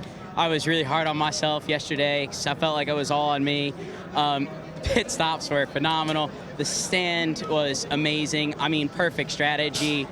I just got lucky with that yellow. And man, I don't think I've ever been so happy to see a red flag because I was really struggling. I don't know what I did with the tires, but I couldn't get them to come back to life. But man, Kyle was so fast today. So congratulations to him and his team on this win. And man, I'm just happy to bring Chevrolet on the podium. So in our section properties, AJ Foyt Racing 14 back on the podium here on the streets of Detroit. A career best for Santino Ferrucci. Jack Harvey. 3rd place today for Colton Herta. You've had so much bad luck this year already. Must be pretty satisfied with today. Happy to finally get a result for sure. Big congrats to Kyle, to the whole Andretti Global TWG team. But yeah, man, it's like so much weight off my shoulders. It is disappointing to get the pole and not to follow it up with a win. But with how crazy this race is, just to survive it is a good thing. And, you know, I think if you told me before the race that we're going to finish 3rd, I would be happy because this year has just been really tough. So, fast Gamebridge Honda. Happy to take it to Chevy here in Motor City. Congrats, bro. Well, let's take a look at the Advanced Auto Parts checkered flag moment. And it is the moment, of course, where Kyle Kirkwood recorded his second victory of the season, and in really sensational form. Well, and he knew it, as he told us just now, had the fastest car, felt like he lost pole based on that mistake, but he recovered brilliantly, and for this Andretti team, it has been one heck of a week, James. It sure has. Didn't start off the best last Monday with some news after the 500, but what a way to do it. Pole with Colton Herta, the race win with Kyle Kirkwood, and a huge jump in the championship as well for the 2017. So Kirkwood from Ferrucci and Herta, your top three. Will Power ended up fourth, then Kiffin Simpson fifth. Behind him was Armstrong, Award, Lundgaard, Newgarden, and Rossi, your top 10 finishers. So great to see Kiffin Simpson up there and a brilliant result from him. Scott Dixon down in 11th, not quite able to repeat the form of last year. And some crazy circumstances for Rahal, Letterman, Lanigan. Graham Rahal having a good day. Louis Foster, Devlin DiFrancesco, all with kind of bizarre mechanical issues, wheel nuts, suspension. They'll have to go to work to figure out how to correct those. All wheel-based issues, interestingly, for RLL.